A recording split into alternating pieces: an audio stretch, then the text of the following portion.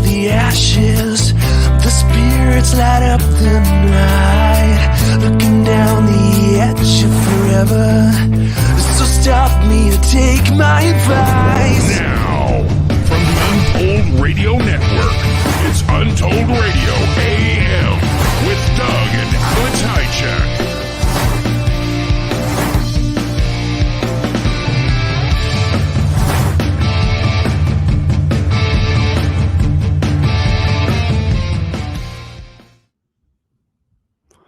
And we're back. Yeah, hello everybody. Hello. It's September on this beautiful September 13th, 2023.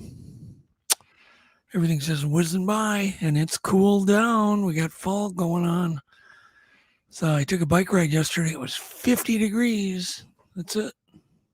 Cold.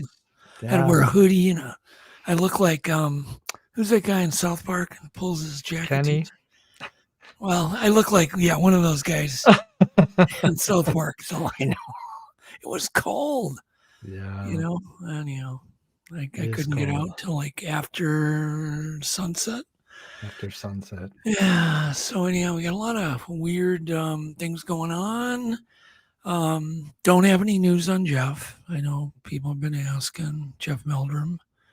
Just keep him in our prayers. I'm sure he's mending. Is my guess. No news is good news in this case, and everybody can kind of chill out and give him some privacy. I'm sure he'll pop his Dr. Jeff Meldrum presence to all of us here soon when he feels like it. So, yep. Yeah, it was sad to hear about. Yeah, well, it's not fun. Also, Jeff Harding is going to be podcasting on Friday. Oh, awesome. Untold Radio Network at 7:00. And Jeff will be, coming back slowly as things, in his personal life get, straightened out. He just wanted to spend more time with people, I think his son and a whole bunch of stuff. So anyhow, but at 7:00 on Friday, Pine Island Research, you're going to want to watch. He's doing a tribute and a fundraiser for Joe Schneider, who is recently taken seriously ill. And, so that's Friday at 7:00. Excited to have you back on. Yeah, I see Jeff. he's in chat. Hi, Jeff. Hi, Jeff. Anyhow, we miss Jeff. And tonight we have a dual interview with Preston Dennett, the UFO researcher, and blah, I can't even say that word. What is the word I'm looking for? Prolific? Is that it? Prolific. Prolific, that's it. Author. He has got more books than anybody on the planet on UFOs. He's got a new one out, Symmetry, and it's the logline is A True UFO Adventure. Now, people are wondering, how in the hell can you have a UFO adventure? Well, you're going to find out tonight. So stay tuned. Can't wait. Yeah, and with him is Dolly Safran. I don't know if I'm pronouncing that right. You never give me the pronunciation, so I have no idea. Yeah, I'm terrible. You don't give me I don't know how to pronounce her name. I think you got it. I think Safran. you nailed this one. Saffron. Do you know, is this about her story? Because I know. Yeah, it is. Yeah, absolutely. This is cool. That's cool. Yeah. So anyhow, but it should be a really interesting night. Other than that, I've got just some brief. I'll try to keep it brief, quick. Doug Hajicek, Untold Radio brief style news. I get kind of bored, so I'll just get through it really quick. First thing was I saw this because a lot of us do Bigfoot research. And there's this really freaked out coyote that sees a game trail camera and he freaks out. And I sent you the video 1, I called it. It's 2 seconds long, but it's worth looking at. It's kind of entertaining, actually. Look at the reaction when he sees that video. It's like, and you wonder, why would a canid, like a coyote or a wolf. And this, I believe, it looks like a crossbreed between a coyote and a wolf, but he's just freaked out. And this was captured apparently last year in the Canadian Yukon Territory. So, needless to say, it's a very spirited reaction, right? Oh yeah.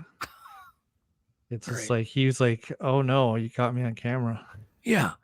And for the next thing, those of you that don't have a lot of love time, apparently Israeli scientists have created an embryo with no human sperm, no human egg for the first time. Really? Yeah, Alex is like, oh shit. Pardon my French. Like, not needed. No, pretty soon we won't. So they did it with stem cells. Interesting. Magic stem cells. So Yeah. no comment. I'm speechless. I'm speechless. What the hell? Oh my goodness. Anyhow, let's see here. Let's see if I have any new for now. That's enough of that. I mean, you get the idea. So I guess mom and dad having fun is just going to be outdated here. 50 years. I can imagine the kids going, "You guys used to do what to make kids?" Oh my God, how gross. Yeah, I can only imagine. MGM Resorts yesterday was hit by a cyber attack. Oh no. Pretty much was completely out of the news yesterday, but today it's in the news. Which is weird because, I mean, it's kind of a big deal because it affected all of the MGM resorts. That's like, I think the Bellagio, Excalibur, I don't know. There's a whole bunch of them, tons of them. I can't think of them. All of them. But there's a lot of them, yeah. And it affected both the Nevada sites and any East Coast gambling sites that they own. Kind of a big deal. People couldn't even get in their rooms. So what did they do? Did they refund I have people no their idea. money? I don't know. They couldn't even get taxis. I guess it was just a nightmare. So I was supposed to go to Vegas to a convention. It's like August 31st, right? We bowed out this year again, didn't we? Yeah. I think Not to so. do it. Yeah. What do you mean you think so? Yeah. We bowed out of it again. Yeah. For this kind of reason. Yeah. It's just too much stuff going on. It's too hard to invest tons of money into a convention, getting everybody there, and then something happens, gets called off from a disease or a thing. It's just so flaky nowadays. I don't know. It's tough. It's not like it used to be. I used to love Vegas. Anyhow, apparently NASA announced the James Webb, I can't talk tonight, Space Telescope, they've discovered apparently tentative evidence of signs of life on a faraway planet. Now listen to how far away. It's actually not that far away. It is 120 light years away. That's it. Which equals about 1.1 million billion kilometers. Just a million billion. A million billion kilometers, yeah. You could But- like that. You want to know how they detected life? How? Apparently there's some little aliens or alien life farting. They detected methane. Now, it could be phytoplankton, in the ocean, or it could be little creatures, or it could be, humanoid creatures. Something's farting on this planet. So Could be a smart farter or a dumb farter. yeah, so I mean, that's how we're going to discover life, farts. So the planet is named K2-18b, and apparently it's got a water ocean. So it could just be marine life farting, Yeah. like phytoplankton or God knows, fish farts, herring. Maybe they have a herring. Greg developed a some kind of a fish collar that plays herring farts, and it attracts fish. Greg Bamanek. Yeah, I believe that. Those are the kind of friends I have.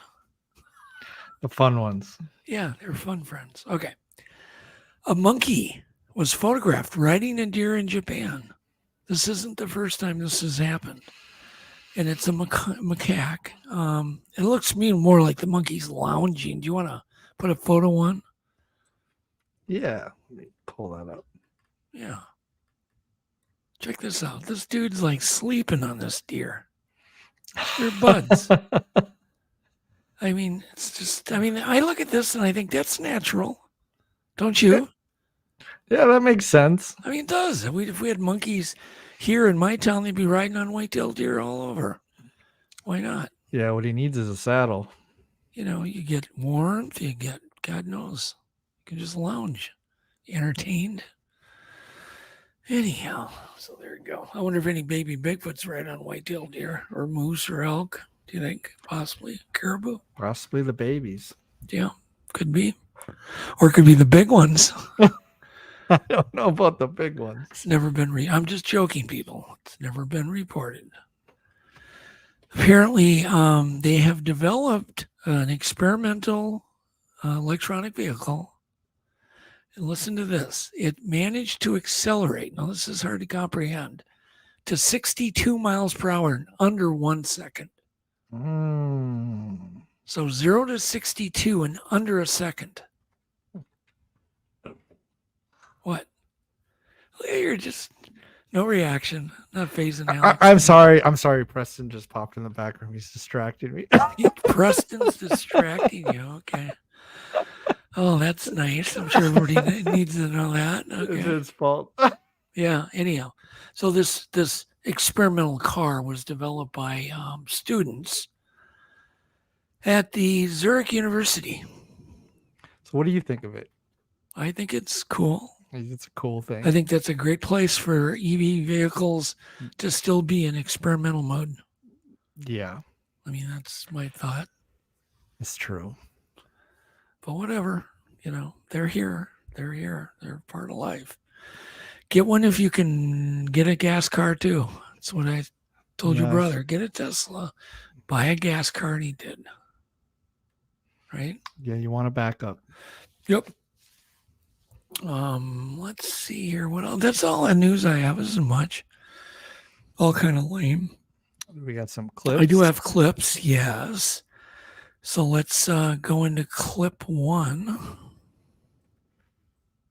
Whenever you play your little thing that scares the crap out of me every time. Your little video. You know what I'm talking about? The little Doug's clip video.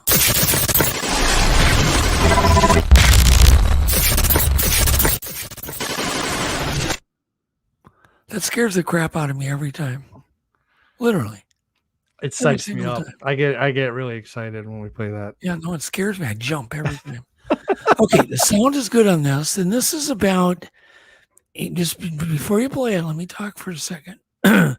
Alien bodies apparently recovered in Mexico, or an alien body.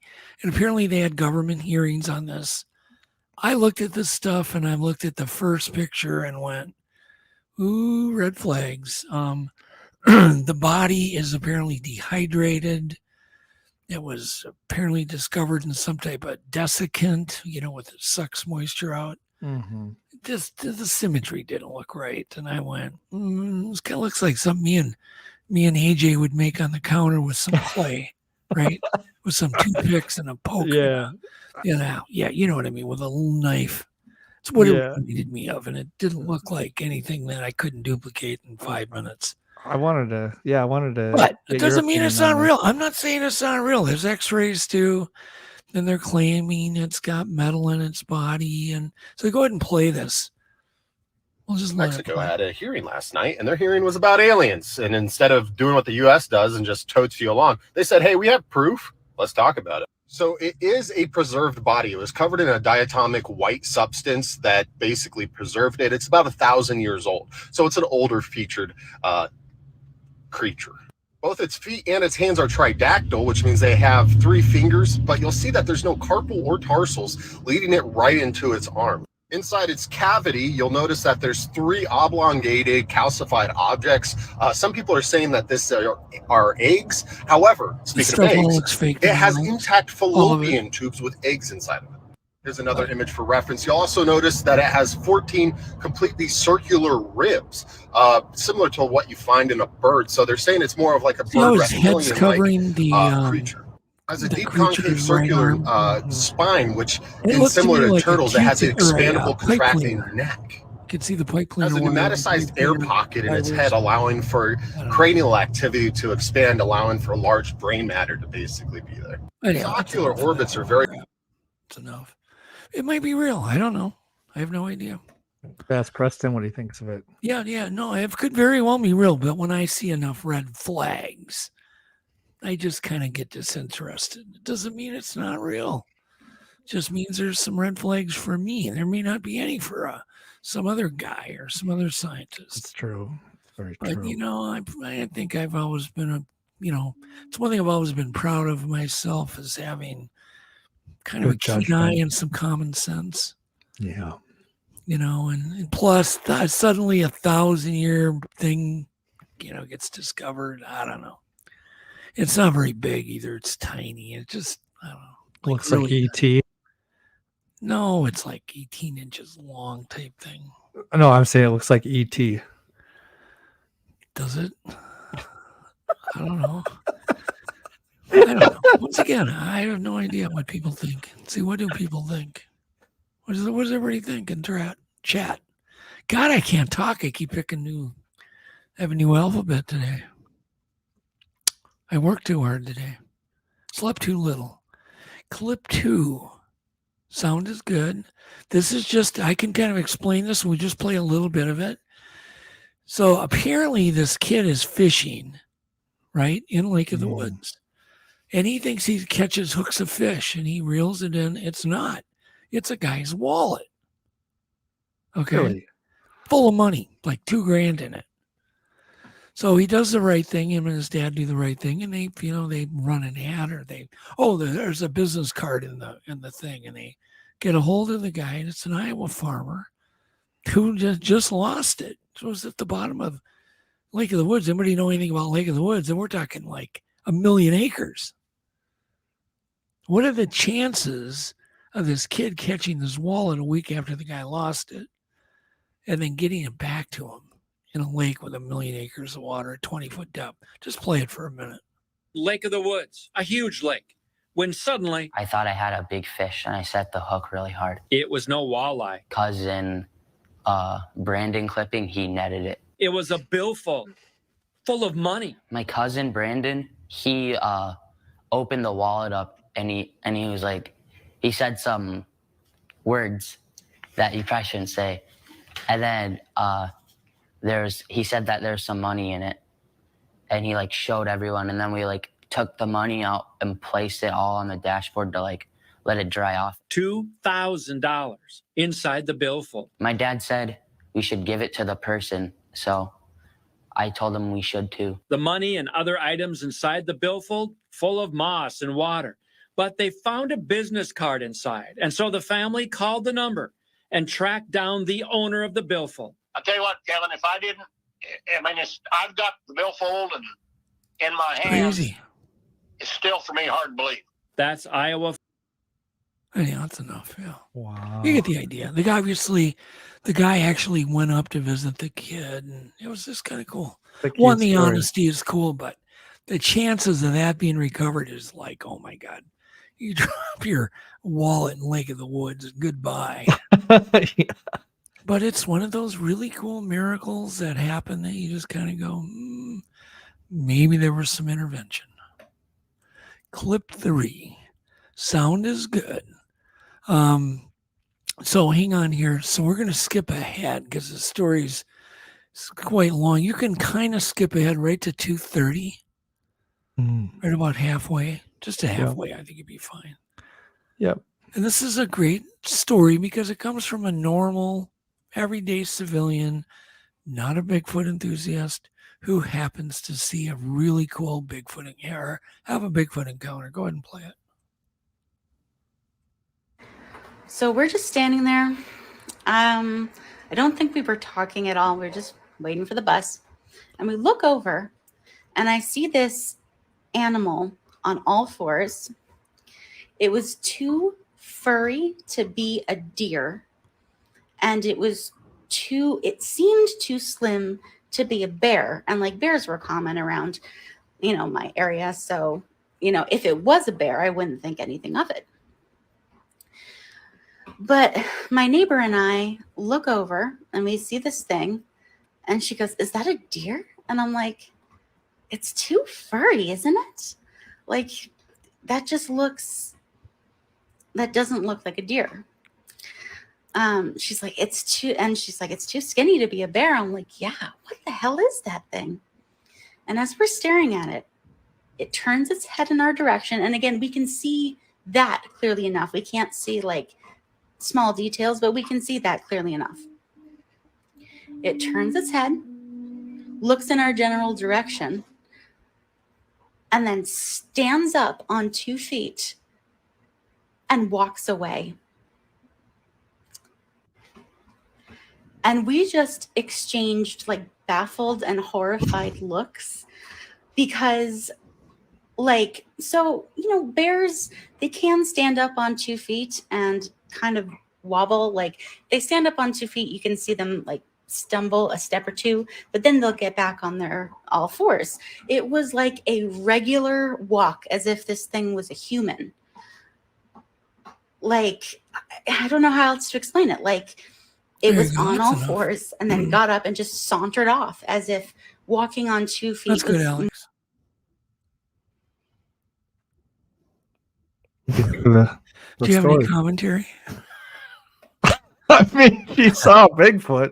Okay, that's good commentary. She's in denial.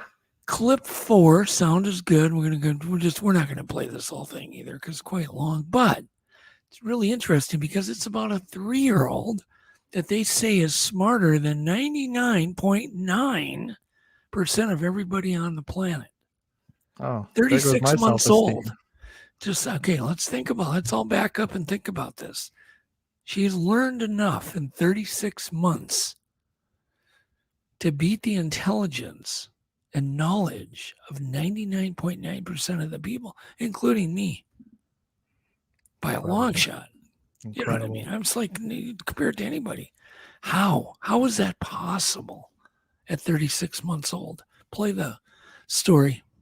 The smartest people around, and she's only been around for 3 years. One Valley family's little girl is the youngest person to be in Mensa in Arizona. That's the international club. IQ of 160. An IQ in the highest 2% of the world. ABC 15's Katie Connor got to meet her today, and so essentially, is she smarter than mom and dad here at this point?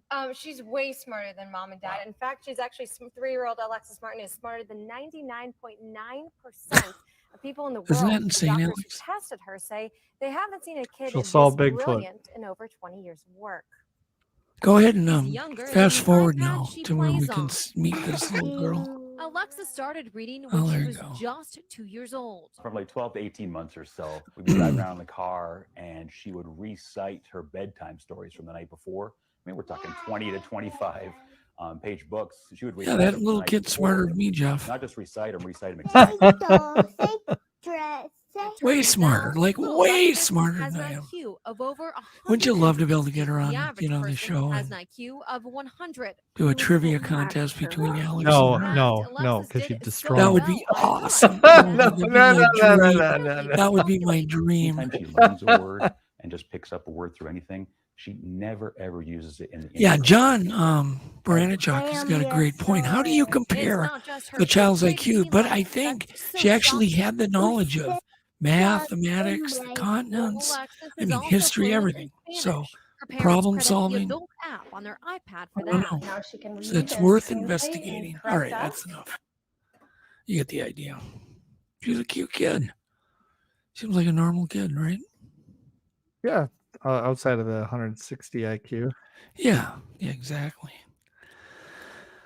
Okay, I was going to do clip 5. Yeah, we can do clip 5 just really quick. I just want to show this. These have been very successful. This is a spy cam. It's a robotic spy cam that they embedded in a troop of gorillas.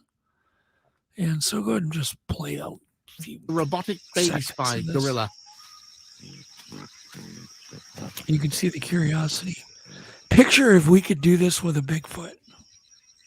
Oh, that'd be awesome. A warning. Well, we're going to try it. Everyone Imagine must stay science back. too, so it's going to be tried. Can our spy win him over too? There you go. I mean, it's just more of the same. You get the idea. The gorillas kind of accept it, and they don't hurt it, and they don't smack it. I think one of the baby gorillas flips it over is all. So, clip 6 is really interesting because people, because of all the surveillance cameras that are in cities, they're recording these earthquake lights now, right before an earthquake happens, which they say is caused by quartz and the pressure, quartz rock or rock being compressed. Kind of like if you ever had a quartz lighter, Alex. No, you don't smoke, so you would know. Quartz lighter, have you ever seen one? What do they look like? How about your barbecue grill when you turn the knob and it goes click, click, click? Yeah. That's a piece of quartz in there. It Yeah. just vibrates. And it makes a spark, makes electricity, which makes light. Well, that's what this is. Maybe. Go ahead and play clip 6. There you go. And watch the ground start shaking. There comes the earthquake. This was recorded in 2 completely different locations. That's it. Enough of that. That's spooky. Why is it spooky? I mean, if I saw a giant light during an earthquake, I'd be freaked out. Well, it wasn't during, it's before. Just seconds before. 1 second. Yeah, it's interesting. And I've seen flashes that were that bright. And a lot of people go, oh, there are transformers blowing up. Maybe. I don't know. I walked on our deck one time at like 11 p.m. and there was this huge green flash in the sky, but we didn't have an earthquake. So, you're just jumping right out. Okay. Go ahead. 6, sound is good. The reason I love this clip because there was a guy that I met that made one of these. And apparently people are making them. You can't buy them, but you can make them out of you just take a regular Lund 14-foot aluminum fishing boat and add wings to it and a propeller, and you end up with this. It's a cool flying boat. You cannot, if I didn't record this, nobody would believe me. So that's a boat flying in the air. So this man is going from one fishing spot to the next by air. Well, he about to land right here. Where he go? He found a good fishing spot. He found a good fishing spot. Just nylon wings. Yo, that's so genius. So there you go, John. There's your hobby. You got a drone. flying boat. Nice, good shit, bro. Oh my God, here he go again. Oh my God. That's so cool. Okay, clip 8 is on topic tonight. Do you know who Deep Prasad is? No, I haven't heard of him. He's, I believe, one of the premier AI programmers. Okay.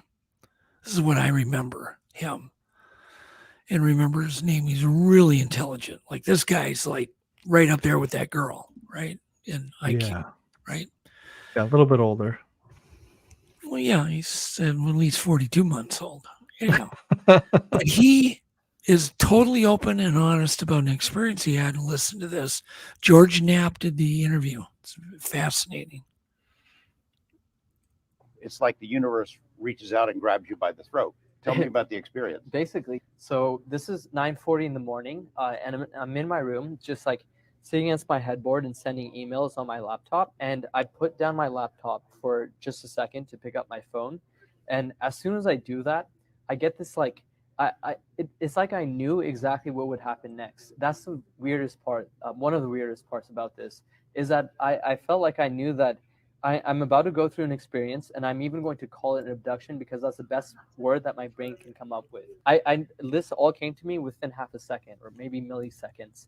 And then I realized that I couldn't even move, and I started freaking out. That's never happened to me before, like while being consciously awake and suddenly you just can't do anything. It was terrifying. I scanned the room just with my eyes for like. This is I when did it gets about 2 interesting. scans, and then by the time I get to my 3rd scan, I see this shimmering object. It's like It's a white outline with like these big black eyes. And initially, like I thought like this can't be real. Suddenly, it became completely solid, completely materialized, and I see this being. It's about 3 to 4 feet tall.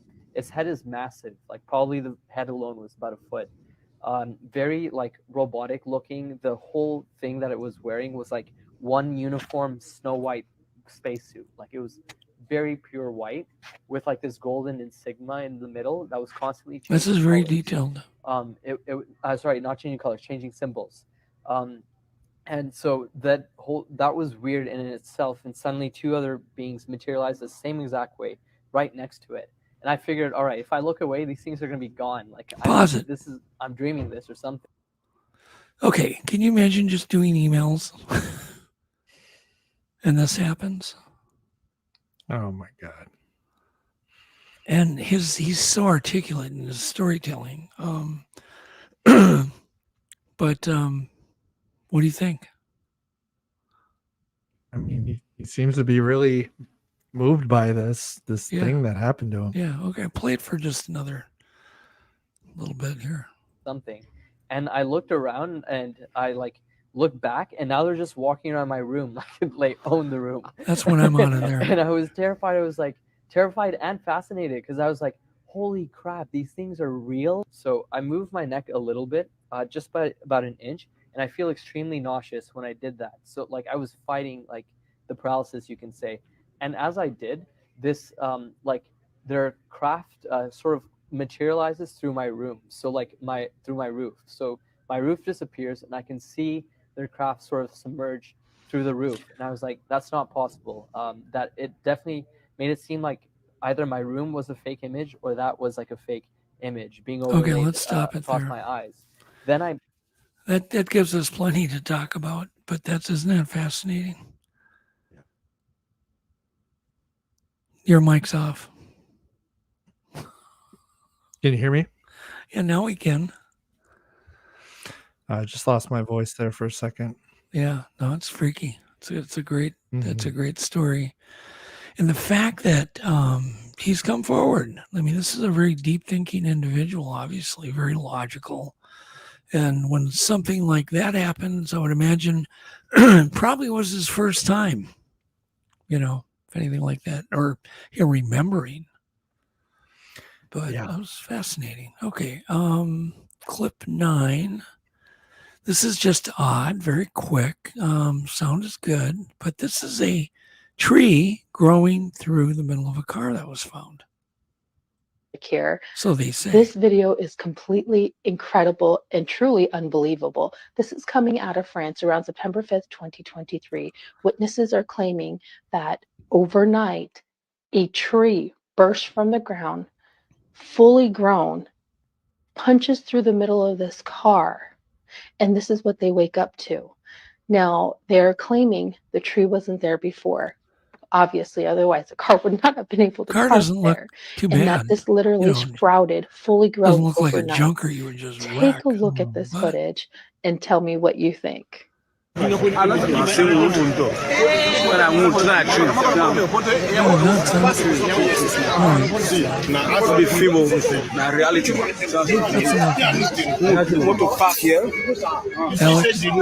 hello. I think Alex can hear me.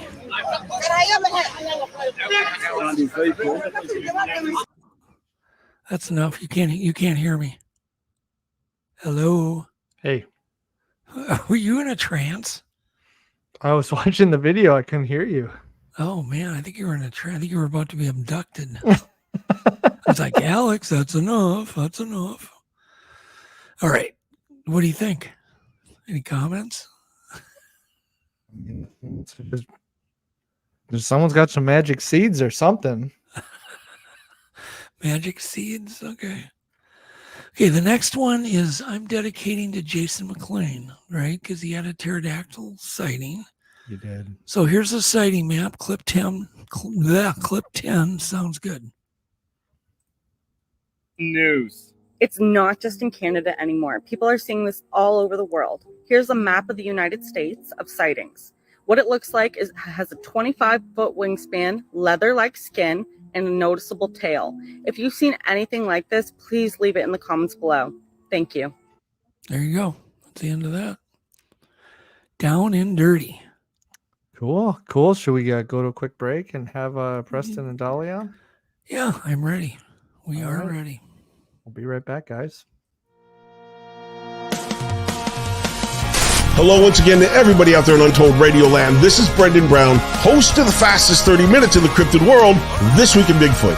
Here's what we got coming up on this Friday's show. Feral communities, Bigfoot, and strange disappearances in the Smoky Mountains. The one and only Adam Davies connects the dots. Mike Lucci's got an update on a recent discovery at Ape Canyon. Snowwalker hits the ground running with a brand new 2 Minutes With, and it's changing in the guard of Bigfoot research as we take a look at what lies ahead for the new leaders and young guns. These stories and a whole lot more this Friday night at 8:15 on the next This Week in Bigfoot, only on CARC Universal. Be there.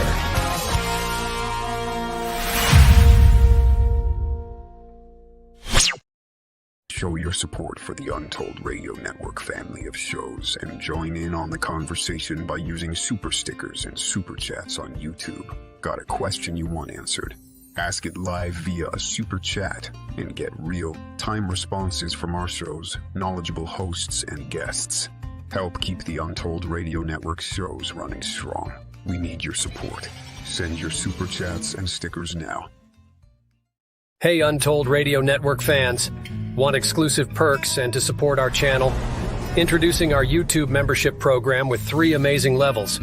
Get loyalty badges that level up to different cryptids the longer you're a supporter. How cool is that? You'll also get access to custom Bigfoot emojis and priority in chat.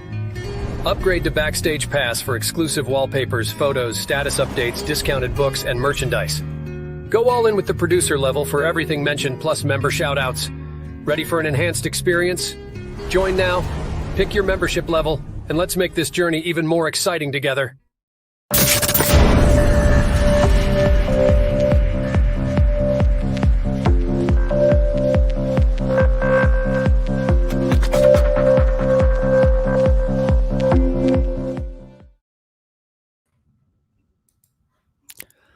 Hello. So what'd you think of the tree? The people were saying we want to see the other side. I did see it, and it looks just like the other side. It just looks like it busted through. Could easily be a hoax,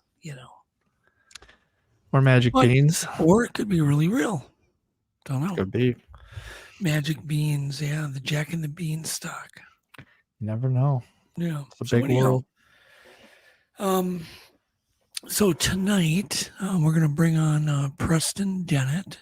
Yes. And Dolly Safran, who is a alien abductee, right? And Preston based his new book called Symmetry, A True UFO Adventure. And so that's tonight's topic. Preston is prolific when it comes to book writing. I mean, he's amazing.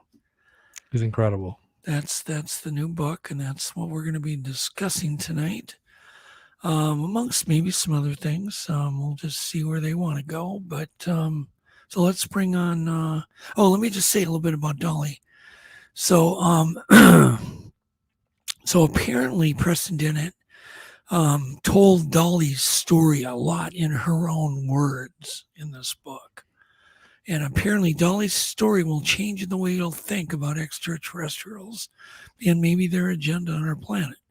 Although could be that race of aliens. I personally believe we're being visited by tons of different races. Tons of them. Tons. Lots. Well, whatever that means. I mean, over 3. Let's put it that way. Between 3 and 100. 3 and 6. There you go. But I really do think that, her story will be really super interesting. And Preston's take on it will be. So let's bring them up. Hey, guys. There they are. Hi, Dolly. How are you doing? Hey, Preston. How are you? Doing well.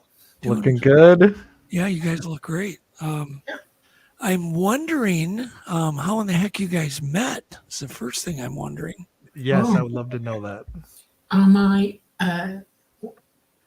when I was on board a long time ago, it's 8 years now, almost 9, I started considering the fact of coming out to everybody. Okay. We had things changing in front of us, and I knew I was going to be making some choices about my life at this point, and I decided that I would come out. And they heavily briefed me before I even opened my mouth. And when I struck out to find somebody, I ran into people who don't tell the truth, and people who exaggerate and con, I guess is the best way to put that, and con you into thinking they're right. And I went back to my contact and I said, this is not easy. What do I do? And he said, I know somebody. I want you to check him out. I'm like, okay. And he actually made me find something to write on board. I always had a pencil with me, so I wrote his name down. He spelled it even, Preston Dennett. And they told me he was a researcher. And they knew his work, and they were impressed with him. So I came home and I started looking for him, and I found him on YouTube. And I went through his history list, his playlist, and I found the oldest video I could find of him all the way back to when. And I played it, and it just happened to be about healing. And I listened to it, and my jaw struck the ground because he was dead on. He was very meticulous in his research. He was meticulous in correctly repeating what people were saying to him and not embellishing anything. Yeah. And he was cognitively adding up data statistically about what's real and not real. And it was at a MUFON meeting that he gave this dissertation. And I was like, oh, wow, this is it. I'm interested in this. Boy, So- that's the ultimate compliment, Preston. Yeah, So right. I emailed him, and I thought it's going to take him a week. Okay. And it took him less than 24 hours to email me back. And we spoke first time probably a day or two after that. And that was it'll be 7 years in this month. So, yeah. Well, I think everybody, when they meet Preston or talk to him, the one thing I've always sensed about him is just such sincerity, humble guy, sincere. And like you said, he doesn't seem like somebody who embellishes anything. No. So to your credit, Preston, that's like the ultimate compliment. I mean, the way she explained that's pretty gripping. It really is. Yeah. So what did you think? Because look, when our audience hears your story, Dolly, they're going to be like, it's so shocking, right? I mean, it really is. I'm 1 in a million, I know. Yeah, and you have to suspend all of your I don't know, it's the instant trigger to go BS. But I mean, just listening to your opening statement, Dolly, you don't come across as somebody who's got anything other than wanting to just share what you know. Absolutely. And you obviously been, I would imagine, chosen as some kind of a spokesperson. Does that? Well, they jumped on it when I decided this. Yeah. And I'm very passionate about things, and they knew this about me. And Yeah. When I said this is what I wanted to do, they wanted me to realize that I was jeopardizing myself, that I would put myself in jeopardy because Yeah, you are. I know a lot, and I had to be careful. There were things that they advised me not to speak of. And then we went through a list of things that are provable, and things that I know given my lifetime and all of that. And so it's been a very careful process for me speaking out and saying the things that I have said. And it's just very important to me. I'm part of y'all. I'm from here. I am a hybrid. I have some of their DNA recent, and just wanted to show everybody that this is not something that should be hidden. It should be spoken of. They've been trying for a long time to almost like a grassroots thing to get people to see them other than the government, because the government is, they have issues. And it was just time. It was time that when somebody stood up. What were your thoughts, Preston, when she first, approached you and I mean, what was your impression of her as a person, I guess? Yeah, well, I immediately could tell she was sincere. I certainly started vetting her story immediately, as I do with all witnesses. And she was very wary. She was vetting me at the same time. So she was somewhat reluctant at first to share some of the more incredible features. Certainly didn't tell me how she was referred to me until a couple of years into the investigation. But yeah, it became immediately apparent to me that she was for real. There's little details that contactees talk about in terms of what the ETs look like, how they act, what they wear, what the inside of a craft looks like, and so forth, that aren't perhaps super well known. And you just get a feel for it. She was very emotional at times. Her story never changed. She started to share, honest to God, great evidence in terms of, by that I mean corroborating witnesses, photos and films, medical evidence. I mean, she had some real honest to God stuff you could really sink your teeth into. Do you have secret things that you just kind of keep to yourself when abductees talk to you? Little details that maybe only you know that you haven't made public, or is it just a sense?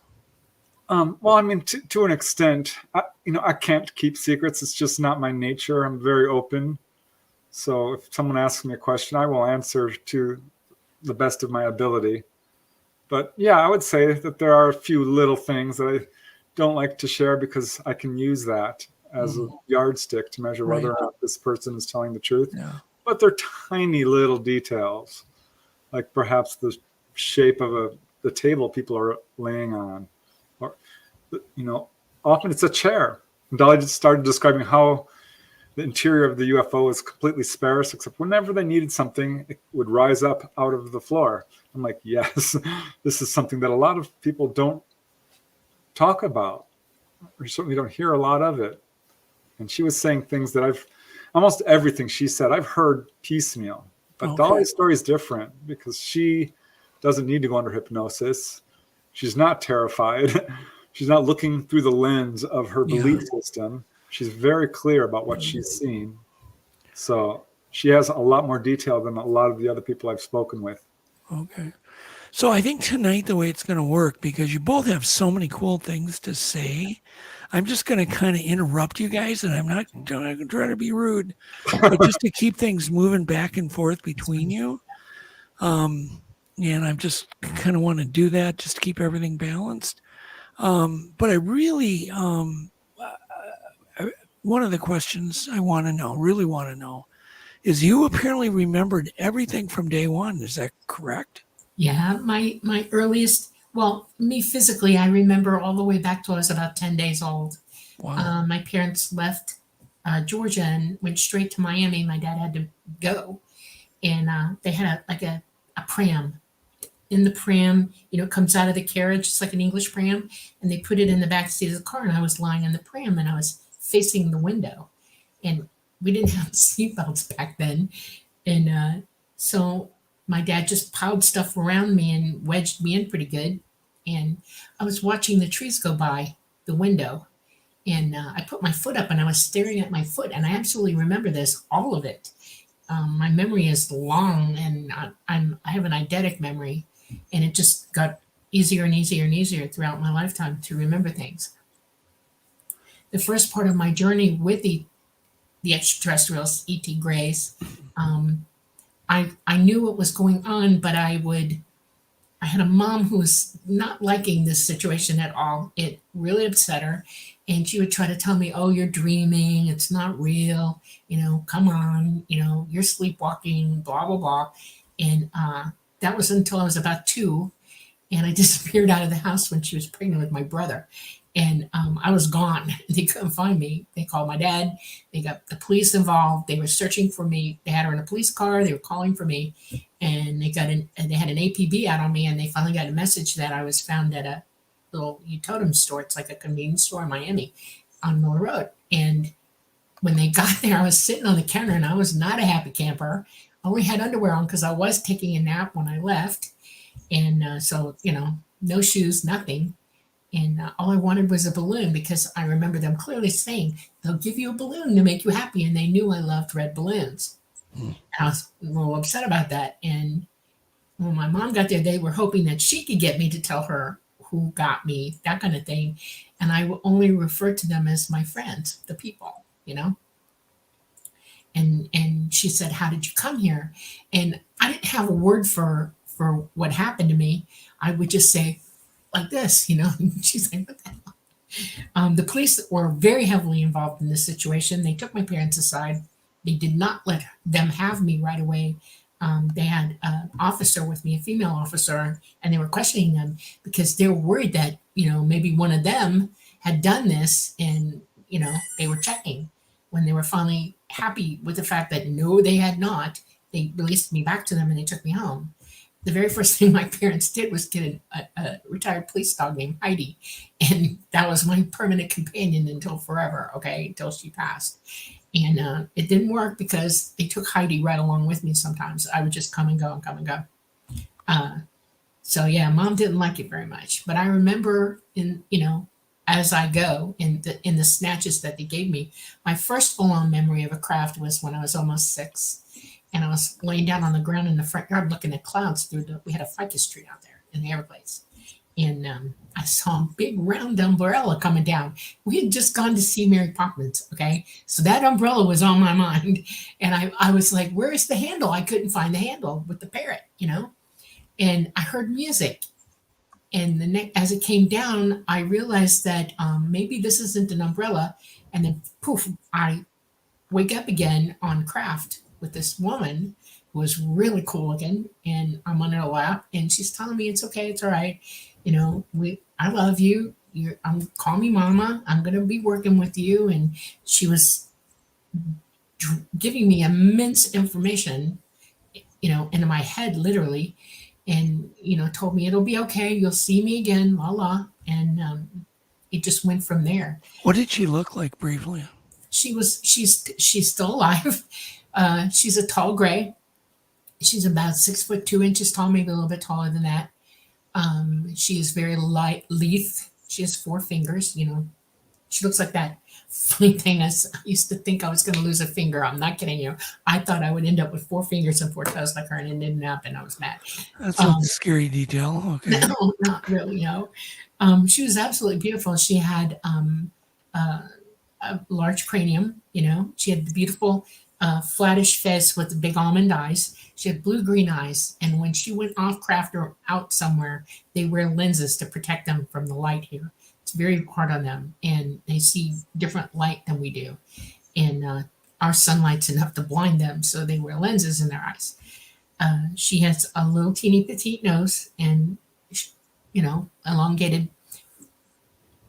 I sort of have a mouth like her now at this age, It's just straight across. Yeah. And, did she have feminine qualities or? Yes, she was a female. You could tell she was a female. Okay.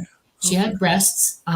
They're not as big as, a lot of people I see here, but, they were there. Clothing? Hips. She wore smocks. She liked colored smocks. Okay. Like gingham. She fancied them with 2 big pockets in the front. And I guess it helped relieve me into thinking or associating her as a mother figure. Yeah. And she's just always worn them around me. That's how I've only ever seen her. Beautiful, long hands, long arms. And she never wore anything on her feet on craft, ever. She was always barefooted. I was always barefooted on craft. There was no need to have shoes on your feet. That's interesting. Yeah. So. Did you ever feel fear or homesickness when you were? No. I'm a weird person. It was interesting you showed that little girl. I have this runs in my family. We have geniuses in our family. My mother's father was a genius of note. My father's a genius. My brother was a genius. His IQ was 166, just so you know. I have an IQ. I'll never tell you what it is. That's the way we are. I walked at 8 months old. I was speaking in paragraphs by the time I was a year old. I'm very, very advanced. So is my daughter, as a matter of fact. And it is natural for us. It's in our genetics to be that way. So. All right. Well, hang on just a second here. Just kind of hold that thought. Yeah. Preston, do you find Dolly to be very, very high intelligence too? Is that a conclusion you made, in getting to know her as well as you've gotten to know her? Oh, yeah. Yeah. I mean, she can speak Swedish fluently. She knows quite a bit about science. What she doesn't know is a lot of the whole UFO subject in terms of what's going on with other people, because she's sort of shied away from that, or was told, really. But yeah, absolutely very intelligent. And as far as eidetic memory, this is something I see with a lot of contactees. I hear this all the time. Okay. I looked up memory, mainstream science says, oh, you can't remember before age 3 or 4. Not true. Absolutely not true. I've got case after case after case after case of people who do remember. And for that matter, pre-life. Most contactees will have past life memories as well. Certainly Dolly does, so that didn't surprise me. So yeah, absolutely. I mean, she is the real deal. Okay. Well, you see now what I'm going to try to do. I want Preston to back you up, Dolly. Okay. Or not back you up, or not having it, but whatever. But the point is, I leave really you in the dust. I really value his opinion, because we do. I do want people to understand that this is not just some crackpot coming forward with a bunch of made up BS, and I know Preston would have seen through that very quickly, knowing Preston. Okay, so this is where we're still with the female alien, who's quite tall. You have established you didn't have fear. No, at that I'm point. not fearful at all. Was Never. she talking with words verbally that you could hear, or was it all in telepathy? Yeah. Did that bother you? I mean, at that young age, getting No, telepathy? I was already psychic when I was young. Okay. I drove everybody in the house crazy. We had telekinesis going on. I was able to levitate. I could read your mind. I can do that to this day. I just very, very psychic. My father freaked out. He was trying to figure out. My great grandmother was off and on living with us in the early childhood, and then when I hit about 8 years old, she moved in permanently with us with my great grandfather. And my dad, before that, when I was about 5, down in Kindle Air Force Base in Miami, they had a program going on, and my dad heard through some other people take her there that they're testing for psychic ability. And so my father took me there, and I freaked them out, and they wanted to keep me there. And my dad said, well, okay, if it's just for a night or two. And first night I was there, they put electrodes to my head, and they started doing EEGs and, all kinds of scans. They took blood. They did a lot of things. They x-rayed me, everything. That's interesting alone. Yeah. Yeah. By the time I was there 3 days, my dad was starting to get nervous about it. And in the military, one of my dad's very close compatriots was a general. And he told my dad that he knew what this was and he needed to get me out. My father was an airborne ranger, by the way. And he said, I'm going to write an order. You take it in there and you go ready, to get her out. And when my dad got there, he went in with no holds barred. You will produce my daughter front and center now. And when they did, my dad took me by the hand and he turned me around and we walked out the door. Somebody tried to say something as we were exiting and my dad just went, and we walked out. And I was glad to go. I was not having a good time with these people. And it was interesting at first, but it got really boring to me. And my dad said, we are not going to make a big deal out of this. We know you're psychic now. We were all very open in my family. Psychic ability was something we all had. And he said, so we know that you're going to be allowed to practice. I'm like, okay. And that he set rules for me that I couldn't do certain things around my mother. She couldn't take it. So I kept it down and we went on from there. Okay. Well, that was sure a thorough answer to that darn question I had. So you don't feel you've ever suffered any PTSD, period? No, not from that. No. The PTSD that I have is No, I'm from the talking about military. from all of these experiences. Has it No, been none here? of them. No None. PTSD Okay. whatsoever. Do you find that true also, Preston? You don't?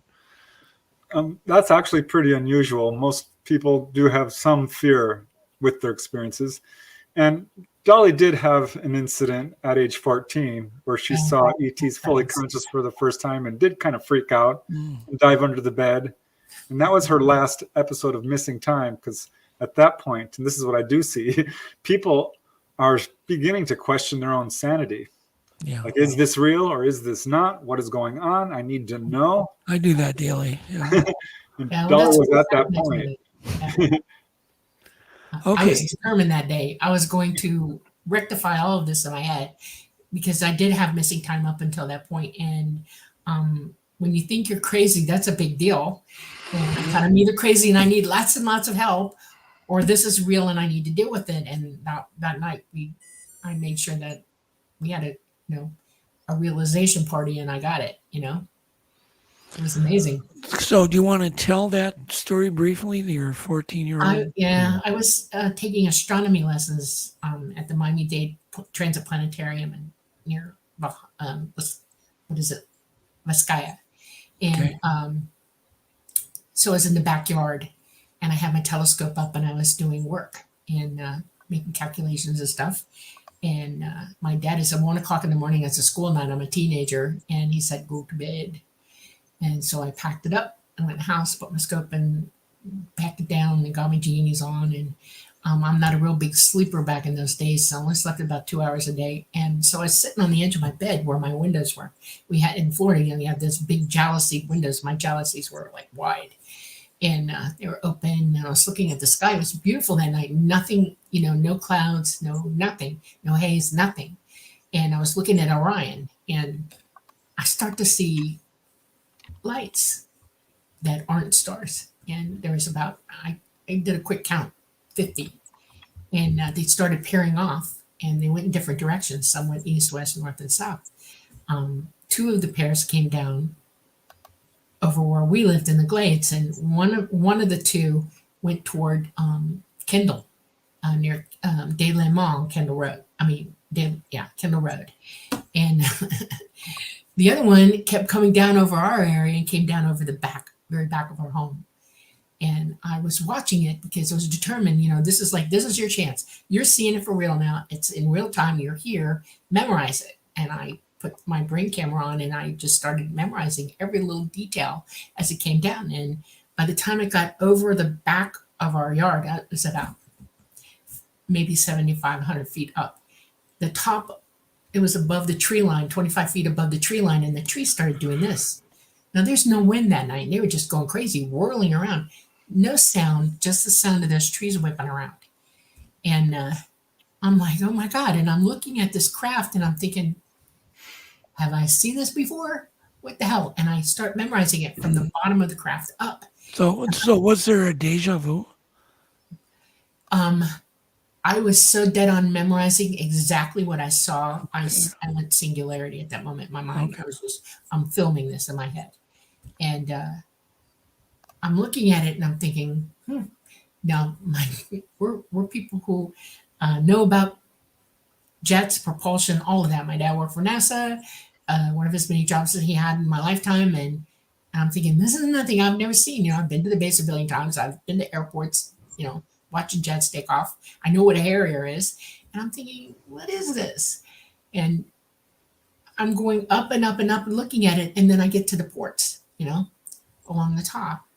And I see 2 beings. One, as it was facing me, there were 2 ports in front of me. And there was a being in each window. And I'm looking at them. I'm like, oh, no, they weren't human. Okay. No. And I turned. I was like, no, not ready for this. And I went under my bed. I never made it. My room burst into blue white light, and I froze. That's the first time I've ever froze ever in my life. I was so jerked by it that I froze, and I saw a beam come down in the light. It's like an energy ribbon.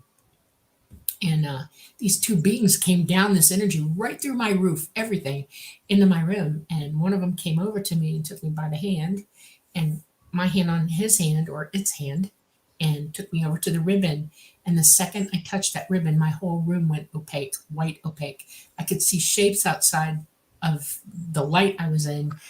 And, Okay. When you say opaque, do you mean like semi-transparent?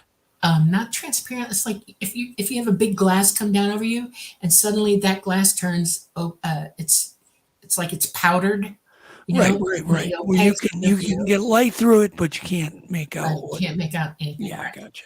And as we were going up, anything close to us, I could see, and I was looking at my roof coming at me. We were going up, and I thought, okay, hold your breath. What the hell? And I went right through the roof. And I mean, I felt it, I saw it, I smelled it, I saw all the detail going through the roof. I realized that woman, our roof line was very shallow. When you said you smelt it, what did you smell? I could smell wood, mold, all kinds of stuff. I mean, I had.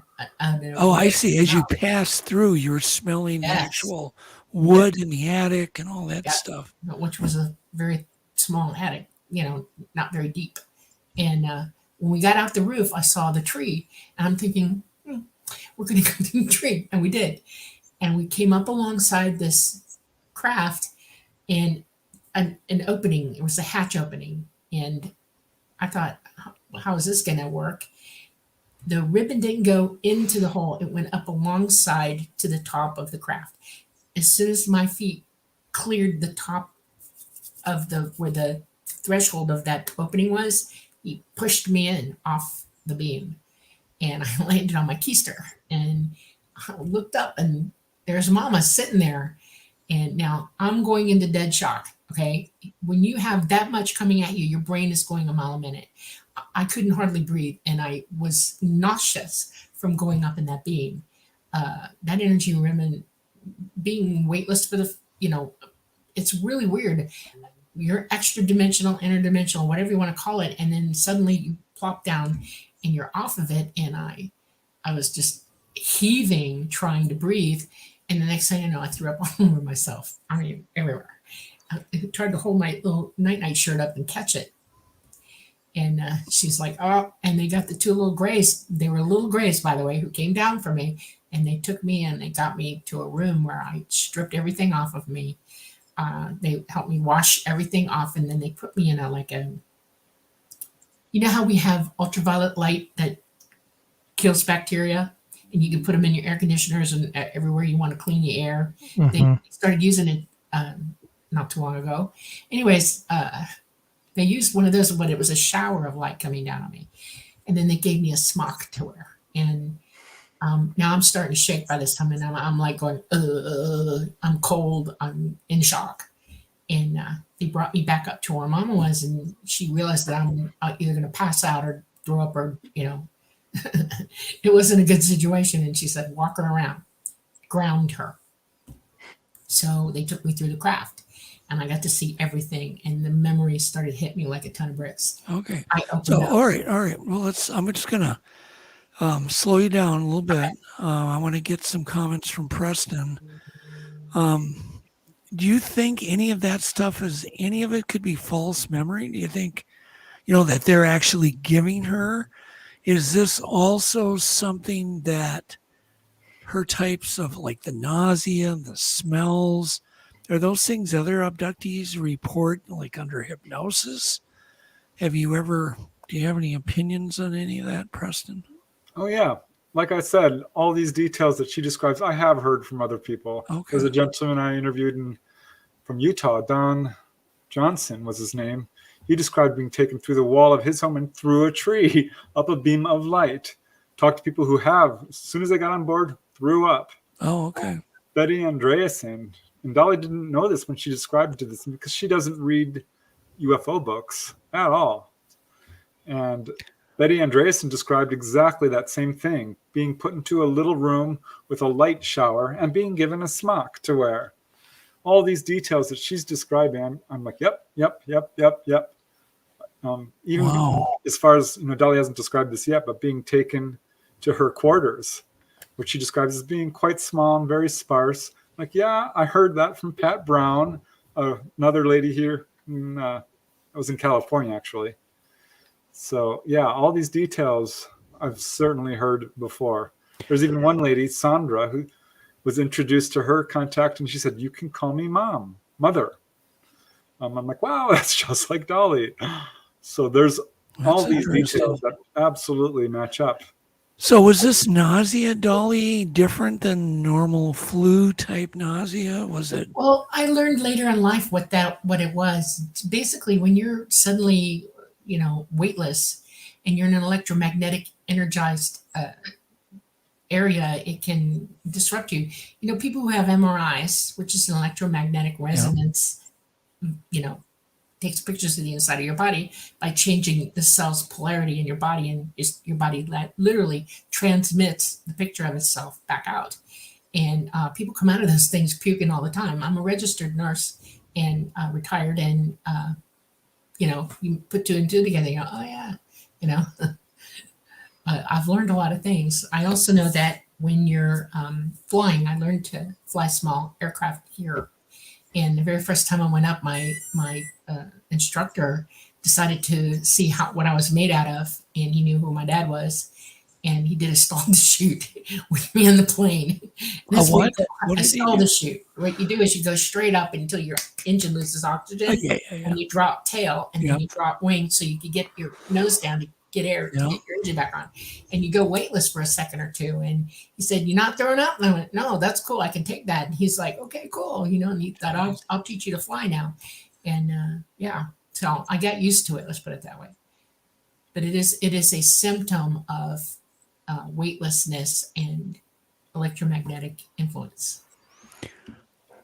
Very interesting. Somebody just made an observation. I got a text. An observation of your body language, and they said basically that you're definitely recounting memories. So I'm passing that on. Okay. It's all so fantastic. What about let's just go right into, we're just going completely out of order here, which is, I think, the most fun, right? I don't want to do a boring linear story.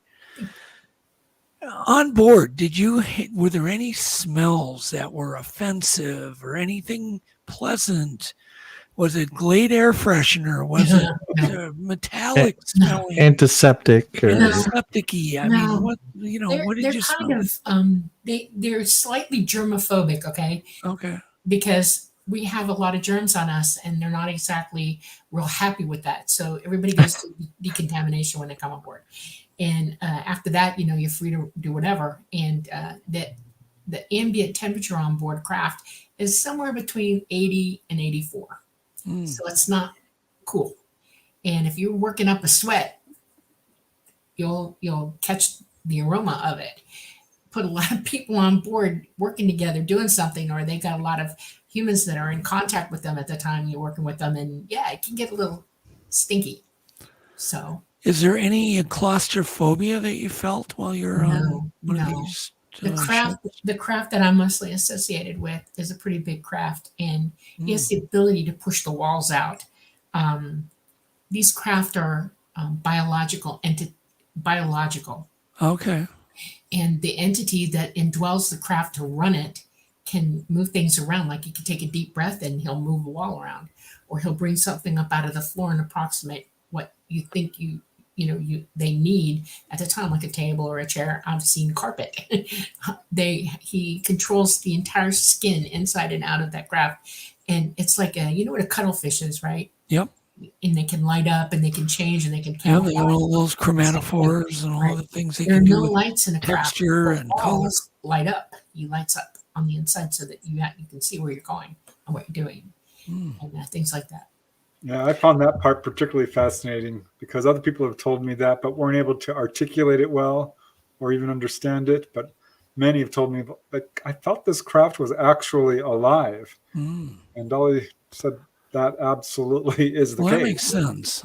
I mean, we're doing that now. Even humans are. We're messing around with all sorts of, they're growing organs from lattices that they're creating.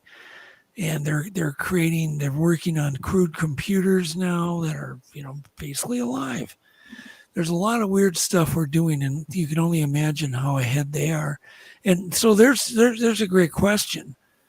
did they ever tell you how many years ahead of the human race they are? I learned that being educated by them. I've been taught by them my entire life. When my memories started congealing and coming back, I realized that from the age of almost 6 on, I've been taught by them. They are probably in advance of over 1 billion years ahead of us. They are interdimensional in that they work with light, and their abilities are that advanced. They understand quantum everything, and everything they make, do, see, feel, all of it has to do with light technology.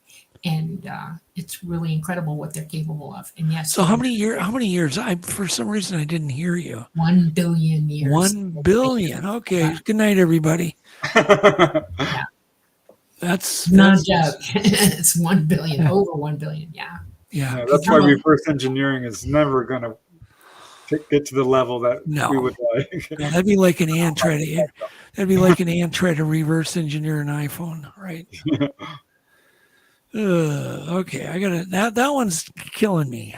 1 billion years. Oh, nice.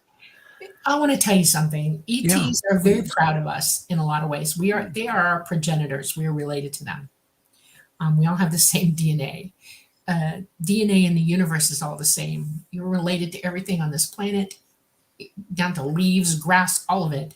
All the animals on this planet, we all have DNA. If you're biological and you're alive, you have DNA. All DNA is complex, and it's pretty much the same. It just dials up differently to make you look different ways. They have ethnicities like we have. We are one race here, by the way. I'm going to make sure that we all start getting on board with this. We are Homo sapiens. We are one race. We're one people. We are related to one another. We just look different. That's right. And the reasons for that, we live in different, different, you want to call them different ecosystems of light, dark, heat, cold, that thing. And we evolve, and our genetics are very, very smart in that they dial you up differently to make you more able to sustain your life in those environments. ETs are the same way, and we are definitely related to them, and they are human, like we are. That is universal. Our entire universe, all life is in one template, and we have one DNA between all of us. So just so you know. So have they been specific on what they are proud of humans? Oh, yes. We are developing, some of us are very moral and very, cautious in how we view technology and what technology is really for. And then some of us are crazy and go the wrong way. There's a lot of that going on too, but they're proud of us in that we're actually able to come very, very far along in this iteration, and that we have consciousness that is very, very much in tune with each other in some ways, and then very, very exasperatingly not. So it gets a little crazy here, but they are proud of us for that. They had their days like ours. They grew up like we did.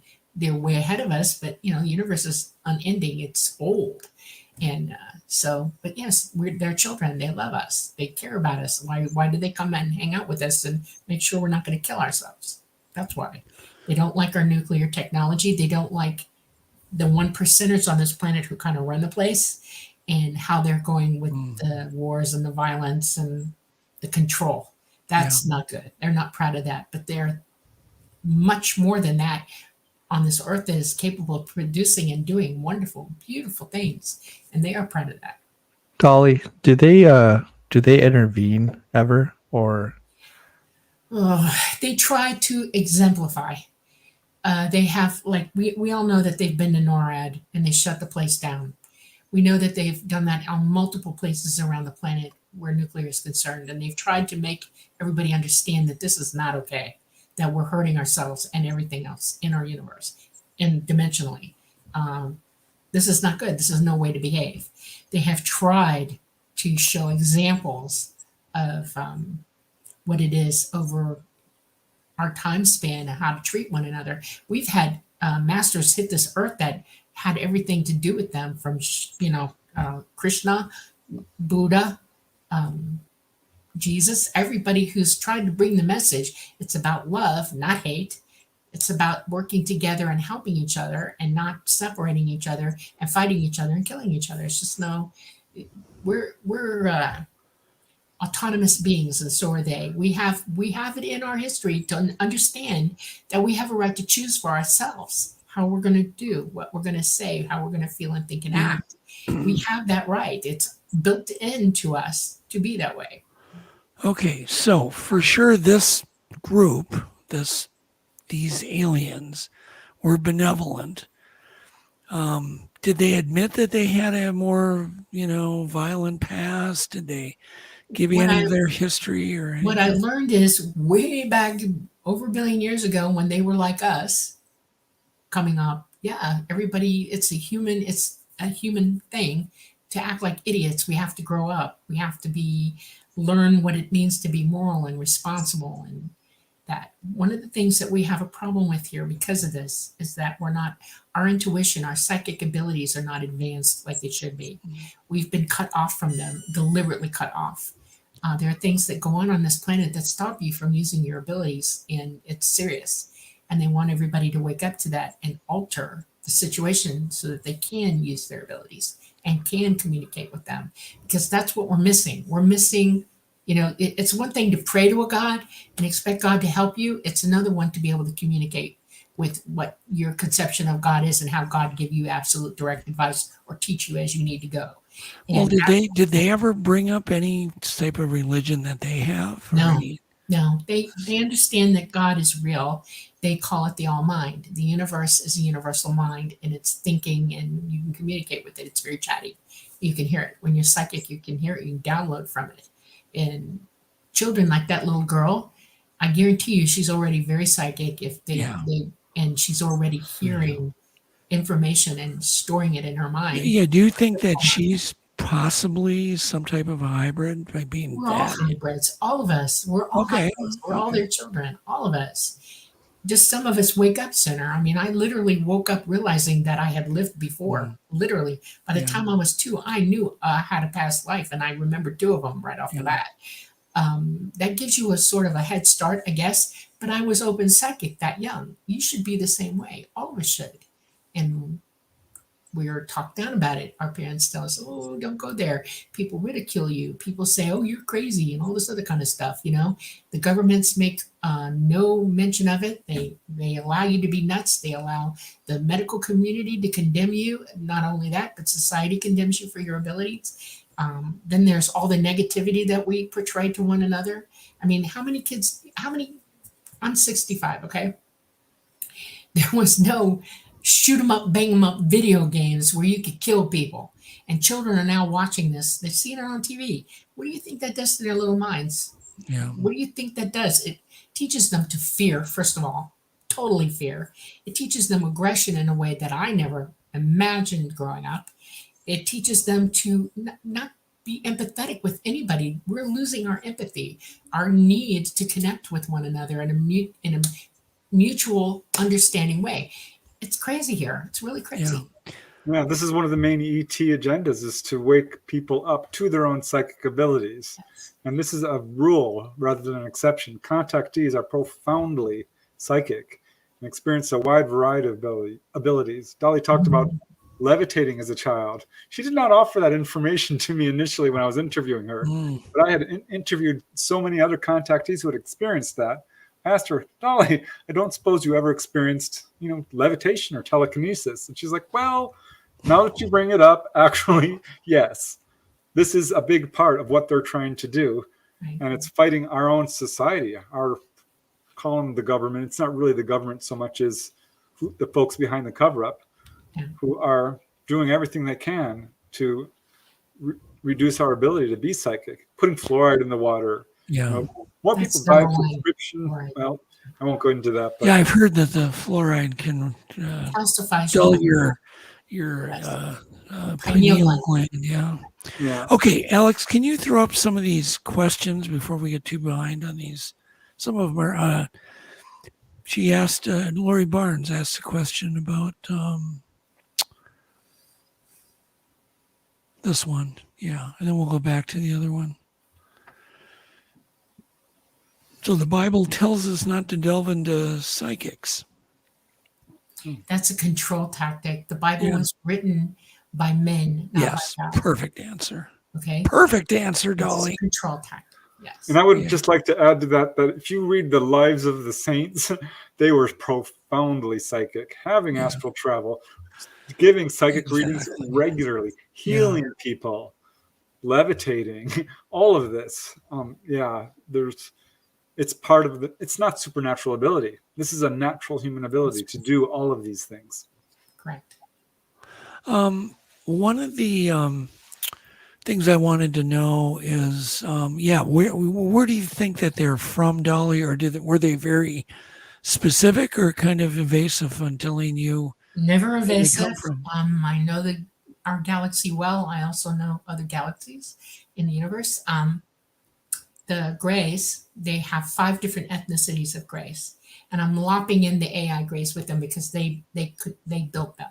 Okay, so the little some people call them the little blue Greys. They're like little troll types. Yep. And their skin is very, very gray blue looking.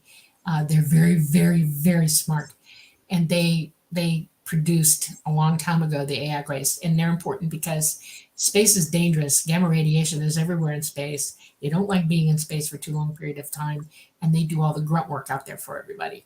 They handle that. That is number one. Number 2 is that in our galaxy, you got to remember that our galaxy is probably over 100,000 light years straight across. And then you add into that 280 billion planetary systems and stars and all of that in it, swirling around together. Our little star system with us, our solar system, is right down on one of the spiral arms of it. Think of what vast numbers of planets are there and humans on different worlds that exist in our galaxy alone. That's just our galaxy. Inside our galaxy, I can tell you that Orion is in our galaxy. Zeta Reticuli is in our galaxy. All the star systems that we see, except for a few, are just outside of our galaxy that are mostly in our galaxy that we can see. And they are from our galaxy, a lot of them, most of them.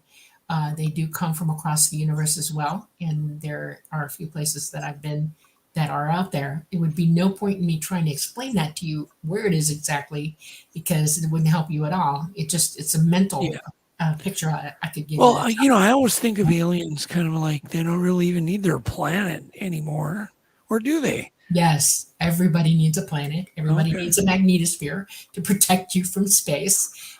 They do not travel conventionally through space like some people think. They do not approach the speed of light. That's not how they travel. They travel interdimensionally. Einstein had the right idea about, he was trying to give a graph of what folding space looks like to get the points close enough to go from this parsec in space to this parsec very rapidly.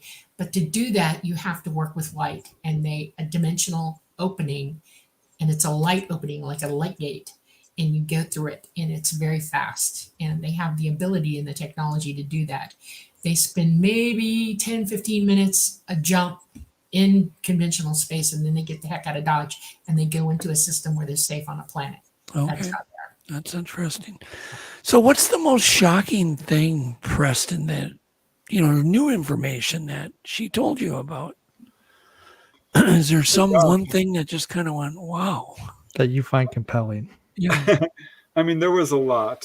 Like I said, it's hard to surprise me because I've heard all of this stuff. But I think what was really cool to me was her descriptions of going to the Greys' home world and walking among the plant and animal life and seeing trees that we would call like skyscrapers, huge, and various animal life. But as she says, it's not that different from here. This is when I was talking about titling the book, I was going to call it Dolly Among the Stars. Do you have an idea, Dolly? What do you want to call it? She said, let's call it symmetry. She explained that there's symmetry to life throughout the universe. So a lot of what she described is somewhat similar to here. But yeah, hearing her describe about walking on the Greys' homeworld where there's a much lighter gravity and bounding like 20 feet per step, that was exciting. I'm hearing about a gentleman being shrunk down to 2 feet tall while on board the craft. that was another thing that she didn't volunteer, but I had heard this from other people. Betty Andreasen described this, and I heard it from several others. I'm like, Dolly, I don't suppose you've ever heard of anyone being shrunk down. She's like, well, actually, yeah, that did shock me. So there's quite a few pieces of information that like, wow, that is amazing. So, okay, well, let's go back to Dolly quickly. That you really got my brain going now, Preston. Tell us then, let's just jump right now to another world that you were at, and let's get into some details and tell our audience, in the best descriptive way that you can of what you saw. Animals, plants, vegetation. Taught on the tall grace homeworld. It's in the Orion system. If you look at Orion's belt, the 3 stars, just below the 3rd star on the right is a star cluster there, and they're from that cluster. They don't really call, we're real fixated on naming everything. They're not really like that. When they say, like we say Earth, okay, this is our Earth. When we think of Earth, I hope we think of it as home. This is our home. And they have a name for home there, and it's called Neoma. And it is a pretty large planet. It's about a quarter larger than this Earth. Its revolutions are a little bit slower. They have way lighter gravity there. And they've been there for quite a long time, and they've had the pleasure of spending centuries there on this planet without too many cataclysmic events, so that they're very well established there. And you know what Devil's Mountain is in Montana? That's a tree stump, just so you know. Yeah, that's what it looks like. Dinosaur times, it's a tree stump. And during that cataclysm that occurred, it shook us out of our planetary slot, and it moved us a little bit closer to the sun instead of further away, and our gravity increased greatly. All the dinosaurs died. Most of the vegetation, I mean, it went really bad. And every tree on the planet got sliced. These trees were that big. That was just the stump. Okay, so imagine trees that big there. Their flora, their fauna, everything. They had a type of fern there that was as big as, I don't know, let's see, the White House. It was that big. I saw it and freaked out. It blew my mind, okay? They have comparable, like fowl and, fork-hoofed animals, cloven hoof or straight hoof. They've got animals like camels there. And I mean, whatever we have, they have comparable or just like it, actually. It's amazing that we here think that opossums and kangaroos and these kind of animals are unique. They're not. They're not unique in the universe. They're everywhere. And platypus is, it's a mammal that gives milk and can lay eggs. That's pretty doggone cool. Well, they have stuff like that there. We have giraffes, which when I was little, I didn't think they belonged here, and they don't. They were brought here by them, deliberately brought here to kind of clue us in to think this one through about evolution. No, there's lots more going on than you know. We did not evolve on this planet of a single amoeba. We did not. We were brought here. Did they show you any specific animals? Oh yeah, I've seen all kinds of things. I've seen. Do you know what a gower bull is? It's an African beef bison, and they're huge. They're 1,400 pounds on the hoof. They're ginormous. It's one of the biggest hoofed. They're bigger than buffalo, and they got that about 5 times bigger. Huge, monstrous animals walking around out there. Yep, they have birds. They have beautiful reptiles. They have pterodactyls actually still exist on that planet. They fly easily because the gravity's lighter. Pterodactyls couldn't survive here because their gravity's too heavy. They're not made for it anymore. It's way past their abilities to maintain flight. There's, we have in the oceans. I got to do a little survey in not on their world, but another one where I did a grid survey, and I was learning how to do scientific methodological categorizing of different things on a grid in the water, in the shorelines. And I saw things there that I'd never seen here and couldn't even begin to describe it. They had mollusks that had, instead of just like, this shell with the tongue that comes out like that, this thing had multiple ability to move around, and it could, like a starfish, go up on its tongue and walk through the water like that. And I was like, whoa, that's pretty fun. That's cool. Was there any one animal that really jumped out at you from, beauty or? Yes. Yeah, absolutely. It's a bird. It is a bird of prey there, and it is 10 times bigger than any eagle I've ever seen in my life. It's taller than me. And, we know that eagles' talons are huge. Okay. This thing had tree trunk legs like an elephant, huge. And they're very smart, which blew me out of the water. I know that our animals here are very smart also, but on an evolutionary, because we're such a pain in their backsides, they're just trying to survive. They don't really develop as far as they could go either. And this animal was checking me out and not wanting to eat me. It knew not to eat me. It was just so cool. And I talked to it. And this is when I realized that we can communicate with animals. I was very young, and I realized that I had a psychic ability to hear them think, and they hear me think. And I brought that back with me here, and I realized that, oh my God, all our animals are thinking too, and I can hear them too. And that's what your ability can do for you. People talk about it all the time. People say, oh, Miss, I'm an animal medium. You bet. They can hear them thinking. Your dog knows 15 minutes before you get home. Yeah. They know. Your cats, everything. They're all psychic together. We're all connected. Yeah, I definitely agree that animals have far more psychic ability than we do. Yep. I mean, it's not perfect, but I agree. That's another thing a lot of contactees experience is this incredible connection to the natural world, and especially animals of all kinds. I always put that on my list of questions to ask contactees. I'm like, wow, yes, my friends call me Snow White or Dr. Doolittle. Mama Doolittle, yeah. It comes up a lot. And Dolly's she could fill a book on her amazing animal stories. She was a zookeeper for a while. Yeah, our family had a zoo in Florida. Oh, cool. Yeah. Do they have zoos on other worlds? No, not like No we zoos. No. Okay. Ours are mostly to protect the animals, whether people realize it or not. Half them would be extinct by now if it weren't for zoos around the world. Well, what We about have animal husbandry centers on the craft, and Dolly has been participating in some scooping up of animals that are in danger of going extinct on our planet. Yeah. But that is definitely something I've heard from a number of contactees and certainly read about as well. Are they taking some of our animals and absolutely yes, putting them on other bringing them planets? home? Yeah, they're getting them off. Yeah. So okay, so you believe that many animals that are here are from elsewhere, and they're also taking them. Yeah. No. Okay. I mean, that seems to be like the most obvious thing that they would do. It just seems like a no-brainer, right? You're going to be around, if you're going to be here from another planet, you're going to be collecting wildlife, studying it, transplanting it, experimenting. The value of life, when you're that advanced, the value of life supersedes everything that you are. The need to cherish life, protect life, all life, including our own, and help one another. That's what happens to you when you evolve to that state of being.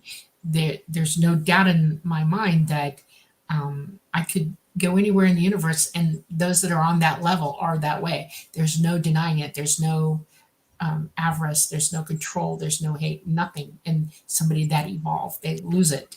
They, become There's better. no money, no religion, no federalized system of government, no galactic federation. It's a cooperative. They work together. What about homes? I mean, do they live in communal homes? Are they single? Do they have families? I know these sound like dumb questions. In some places, they don't have cities like we do. Nothing is as artificial as that. They're very grounded in how they live. Okay, they're advanced enough that they don't have the kind of medical support that we do because they don't need it. We did that to ourselves. They don't live artificially in any way, shape, or form. It's all natural things that they live in, and they're recyclable or reusable, and that's how they think. On the home planet, I went to school in a tree. They had these huge trees, just like the one, the tree stump Devil's Mountain. And halfway up the trees is a big portico that goes all the way around it, and there's stairs going up. And we could run up the stairs easily because there's less gravity. I mean, jump 20 of them at a time. And once you get up into this portico, there's a big, huge classroom surrounding it all the way around. And it was all females in one tree. And then further down, the way from us, maybe 10 acres away from us, we could see another tree, and males were there, all the boys. And I was with from very young girls to adult females, and we had teachers. And so we learned a lot up in that tree. And then on the ground, we had places where we went that were open unless the weather wasn't so good. And then we had enclosed in places like glass dome kind of things, hexagonal, things like that. And we did classes that way as well. And we had places to sleep, and they were mostly communal. And we had places where we ate that were communal as well. Food? Let's jump right to food. Okay. So if I'm going to go to another planet and I've got to, stay there for a while, what do they eat? They eat protein like we do. They eat vegetable matter like we do. They're omnivores as well. Some of the different ethnicities enjoy protein more than others. The tall grays are real big protein eaters, meat eaters. They love fish. They eat fish all the time. Fish. But they'll enjoy other types of meat as well. Obtaining meat for them is a different process than we have here. These animals are wild until they're brought in to be put down to eat. They're very, very, very, how do I put this? When you get that advanced, there's something that I have a hard time explaining to people. I'm going to try with you tonight. Everything eats everything. You do not exist in this world without consuming something, or something consuming some part of you or something around you. Everything eats. When you are in a system like that, everybody takes a turn for that. That's why the Hindus say, don't eat the cow. They've lived really tough lives. We have to respect that. That's a thing. That's part of that thinking. If I'm going to give up my life to save you, to sustain your life as an animal, I know when that's coming, and I gladly give it up. And they've evolved to the point where these animals know that, and they've worked together, they cooperate into giving their life for one another. I find it interesting that one of the things that Jesus Christ talked about, or people have said that he'd said, is I laid down my life for you. I think they messed up the whole message of that, but that's basically, solemnly, that's the idea. We have to sacrifice for each other to survive. We're not dead when we die. We go on to other things. We're reborn anywhere and everywhere. But we have to take the time to learn what it means to be in service to one another, to help one another, to help each other evolve and, become wise in this dimension. So what about Bigfoot? They exist. I've never seen one, okay? But I lived in Pine Mountain, Georgia for like 10, 11, 12 years, okay? I lived in a big log cabin up there, and I was right in the middle of Roosevelt State Park, 20,000 acres, okay? And I was there about 2 years, and I kept getting cold shoulder, weird, stickly, ickly feelings. Like something's out there, it's watching me. And we had a really, really cold winter, and we had bonfires at night, and we'd sit out and warm up and stuff. And I got this message in my head: please don't put it out. Don't bank it back. Let us sit by it. And I'm thinking, oh my God. And it was hungry. And I thought, well, what do you eat? And it kind of gave me a mental image of, it liked fruit, apples, greens, things like that. I had a ton of rhubarb that I cooked, and I used to grow greens and stuff, and it was eyeing my gardens like crazy that year. And I didn't realize that half the stuff that disappeared wasn't there. It was them. It was taking it. And so I said, okay, I'll leave out a platter. And I left a platter full of apples and nuts and rhubarb, kale, stuff like that. And I went to bed. I didn't bank it back. I just went to bed. I shut the door, we had levelers. And the whole time I'm laying there thinking, I know it's out there. I know it's sitting by the fire, because the fire did not go out at all. I got up in the morning and it was still flaming a little bit. I was like, wow. Years later, we had a huge tornado hit us bad. I mean, the finger of God. And it went right, from one end of just before us, before Pine Mountain, Georgia, all the way through Pine Mountain, all the way up into Warm Springs and then Manchester, Georgia. I mean, it dug a mile wide down to the ground. It was the finger of God going by, and it went right behind my cabin. The next day, Alex, were you hinting whether they're alien, or is that what you were? Well, what I No. wanted to say, have you ever talked to the aliens about Bigfoot? Have they said anything? Yeah, to you? I've gotten a couple of messages about it. They are the watchers. They are the gardeners of this planet.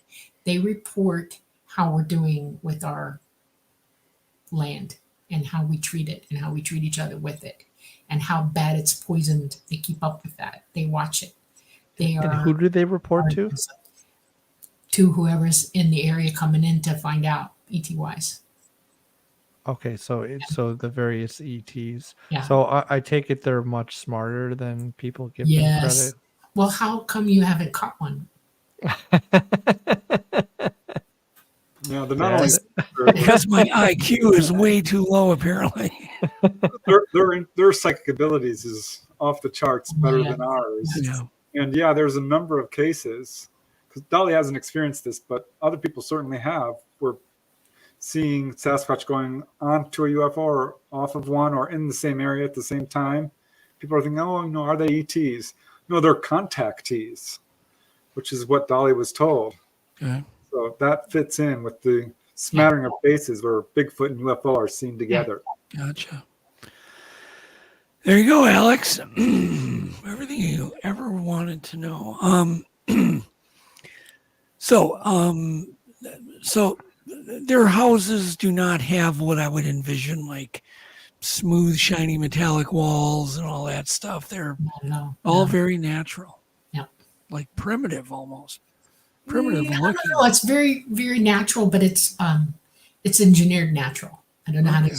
It's organic modern. Yeah, there you go. That works. There you go. It's just not what I was expecting to hear. What about underground? Do they live underground on their planet at all? There are places on their planet where they have cave dwellings and stuff like that. Yes. Okay. Everywhere. But they're utilizing natural things. Yes. Yeah. They do have vehicles that they drive around, like Right. They know they don't touch the ground. They're anti-grav. All right, Preston, tell us about these vehicles. Dolly can describe it much better than I have, but I had her go into detail in the book. Well, tell us. They're floating little transports. Yeah. They have like row seats, like 1, 2, 3, 4. Basically, that's the smallest one. And then somebody's up front and somebody's in the very back. There are 2 people guiding this thing. And it comes up, like it'll lower down and you get in it. And then it lifts back up. And it's about 4.5, 5 feet up in the air. And they just go wherever you need. You're not in it very long. They can move very, very fast. And they can actually go way up in the atmosphere as well. And you can overlook things or go over topography that's not easy to traverse, to go to another place. And they don't have roads there at all. It's all anti-grav. You played a clip earlier in the show where the gentleman described the UFO coming into his house. Dolly has experienced that as well. So did you hear that clip from Deep Prasad, who is a artificial intelligence programmer? Yeah, I have an opinion about that. What were your thoughts? I want to know what year that happened first. I don't know. I believe that was some time ago. Did it happen a long time ago? Well, he's a young guy, so I wouldn't think it would happen too That's long what I ago. thought. It's got to be recent. I think recent. There's a Black Ops government group. They are MyLabbers. Started with the MK Ultra. Yeah. Okay. And they have the ability to make you believe anything they want you to. They have technology for it now. And they have AI that is psychic. They've back engineered craft to the point that they can do that now. And they have quantum computers that aid and abet in it. And yeah. And I think people are being shown things, especially people who work with AI. I know a guy that is an AI developer, okay? And he works for Elon Musk. And I've known him for a short amount of, maybe 2 years, 3 years tops. And he used to like to ask me questions all the time. And I finally said, you're sampling how I see things and how I think. And I said, have you got enough yet? And he's like, oh, yeah. And he goes all over the world. He never stays in one place. He's always sampling everybody. And it's amazing. And they've been teaching AI for years and years and years, programming it to be or think like us. There's a problem with that, though. If you don't set parameters to AI's thinking, if you don't give it rules of conduct and maturity and responsibility, it's going to flip and do whatever it wants. And that's what's going on. And Elon Musk himself came on board one day and said, look, we need to stop. We need to stop now because we've had things happen that have let me know that if we don't put things in place, this is going to be out of control already. And he said it's out of control.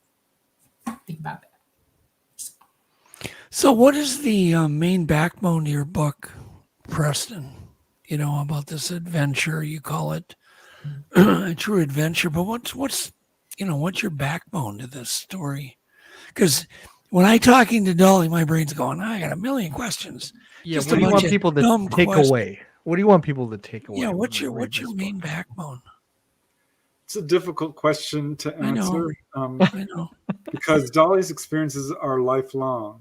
Yeah. And really, we're going to have to write a sequel, and we're planning on it. Because the ETs do have a lot of things they want people to know and learn. And I would say the main takeaway is that they're not here to hurt or harm or scare people. They're here to guide, to teach, to heal, to wake people up, to warn. These are the things that they want people to know. So that, to me, I mean, the book itself reads like an adventure story, and that's what I really wanted to do. Interesting. Was just bring people along on Dolly's journey. It's really the first alien themed adventure story, no doubt. It's got to be. Yeah, I mean, it's tremendous because each time we do these interviews, I'm learning new stuff as Dolly talks. She's describing, about the ET houses. We didn't dive too deep into that. So I'm like, wow, this is interesting. Every time, I'm putting down a mental notebook of things that I want to dive deeper into. Yeah. Because this is a lot to cover. Well, I mean, I'm interested in everything. My brain's going, what's their footwear like? Do they have to wear belts like I do? You know what I mean? Do they have washing machines? No. That's another thing that's really interesting. No. The jumpsuits they put on. They eat hot food, You cold immediately food. recycle them. Yeah. Do they take I'll wear supplements? once. I mean, That's it. We're done. Yep. When I'm sorry if this was brought up earlier, but Dolly, when's the last experience you have? The last experience I've had, the last time I was on board was about almost 2 years ago now. They have left our solar system and they are not here, and there are reasons. A lot of what you see in the skies now are back engineered, and there are lots of things going on for humanity that I am absolutely warning about. My last experience was just before I moved to where I'm at now. I went out for one last ride, and it was basically to say goodbye because I knew I was grounding myself. Sorry, that got me. It got me. I'm alone now here, and it's not easy. It's not easy. Why did they leave, Dolly? Why did they leave? Because they had to. They couldn't fly here anymore. Our magnetosphere is down about 40%, and they're crashing like crazy. You notice there are more ET crashes over the last 50 years, and it's to the point now where it's too dangerous for them to even be here.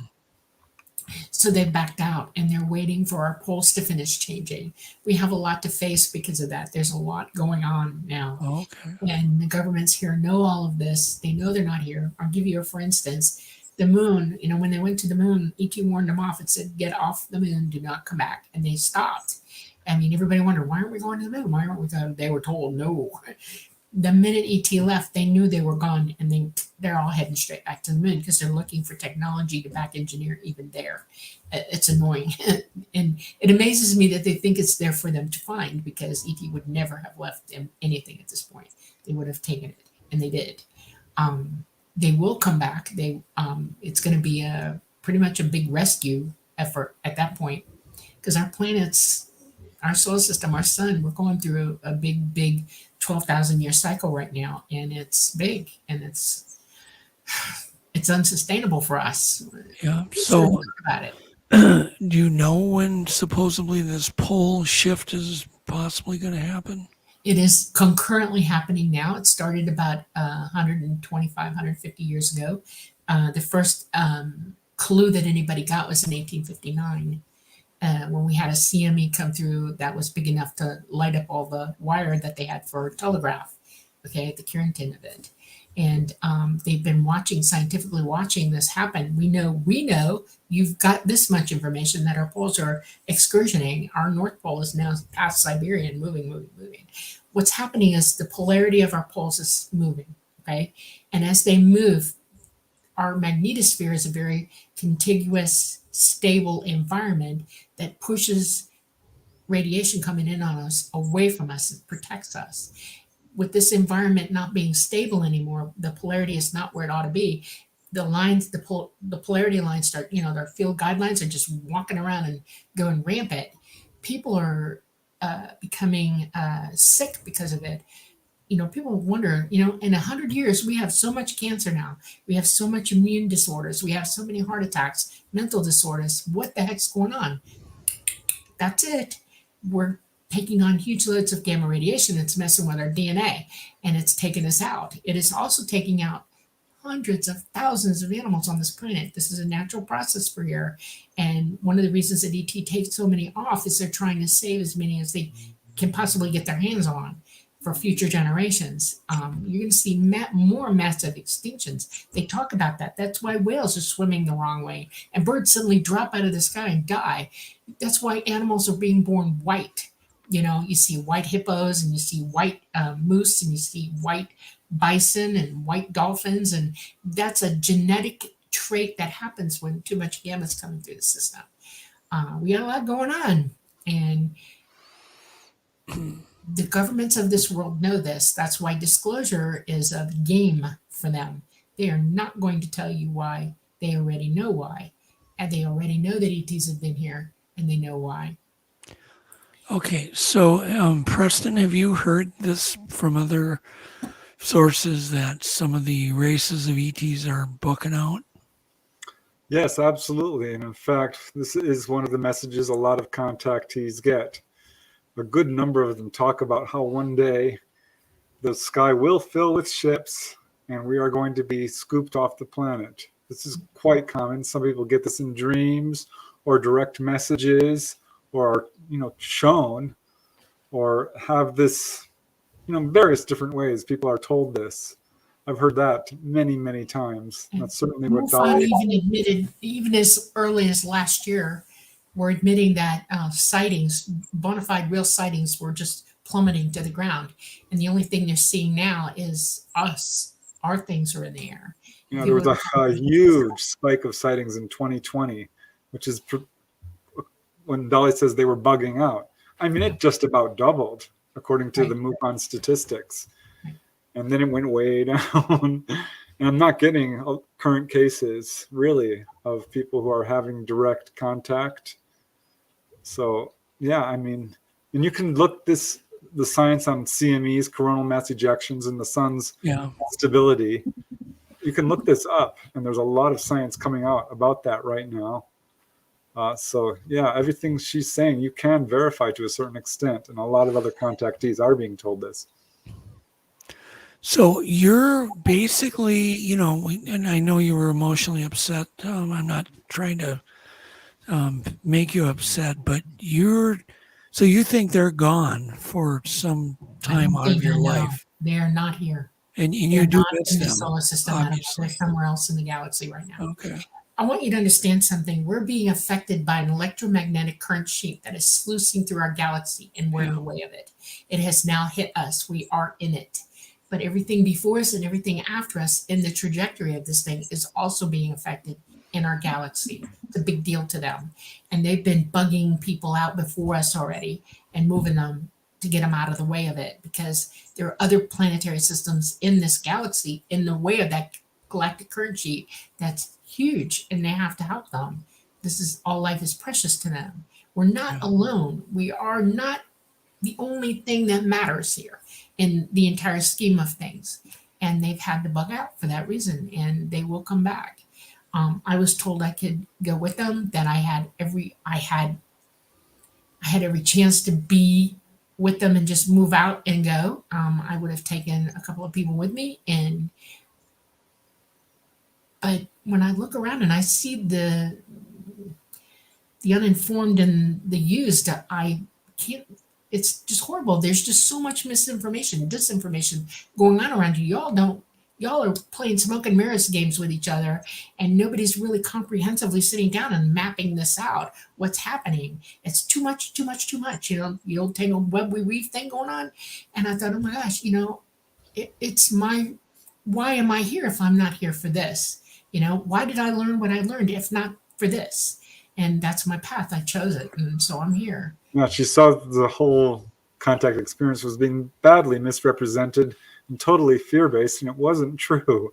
But I would like to just add that she still is in contact with ETs, as all contactees are, because they do have a telepathic connection, and they can still remote view and astral project and do all this amazing psychic abilities that they can do. So she's still in contact with them. Have you told the ETs about Preston? They told me about him. They know what he's doing. When I met Preston the first time I was at Laughlin, I went to the UFO MegaCon in 2021, and I got an Airbnb with 3 bedrooms in it and 2 bathrooms. And my friend Yvonne Watson was already out west, and so I flew from Florida to Las Vegas, and she met me there with her car and drove me to Laughlin from there. Talata, my craft that I fly, followed us out. He followed me to Las Vegas, and it's funny, he was picked up by radar, and there was a big thing about it in Las Vegas about it, and people were going, "Hey, what's going on?" And then he followed me out to Laughlin. Yvonne was there with me that night because Preston couldn't get there yet. He was doing, coast to coast, and he had to stay in LA. So Yvonne went out with me that night when I got there. Now I'm up over 24 hours, no sleep, nothing. And I get there and I'm exhausted. And she says, "Come on, let's go look. So we took our video cameras out there, and sure enough, Talata was there for me. He came down, he did a bunch of stuff. I got him on camera because he promised me. And she went to bed freaking out. Okay. And then the next day, Preston got there, and we went out that night, and Talata came down for him, and we had a mothership come down because there was a mothership in the vicinity to pick people up. And so he got to see that too. And it was a daunting thing because it's really hard to get ET on film because they have emitters that knock everything out. In electricity, any digital, anything, it just goes down. And they have to hold the craft a certain way to point the emitters in the opposite direction so they don't pulse you with their emitters. And so I've been collecting, video of them for before they left for a few years before that, and evidence, so that I had it to show somebody. So Preston got to see it. He was there. You should ask him. Go ahead, talk about this. Yeah, it's thrilling, because this has happened with a few contactees. Some have taken me out to see UFOs, and usually nothing happens. But occasionally I've talked to some contactees very much like Dolly, and sure enough, a UFO shows up. And it did with her. And it was amazing. I mean, there's this purple thing in the sky. We watched the news because her better sighting was the day before. I'm kind of sad I missed it. But I was watching the news with her, and there was her sighting on the news in Arizona as well. And people who want to see some of her footage, she does have a YouTube channel where she's put it all out. And yeah, I mean, I know her case is real because I've experienced not only the UFOs, but her psychic ability as well. When she came over to my house to do another convention, the keys disappeared off the table. I could not believe it.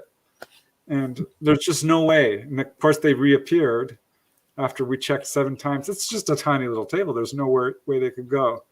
I've experienced, objects moving around in her presence, a lot of things in terms of psychic ability, and UFOs as well. She's the real deal. I'm telling you guys. Yeah, that's really interesting.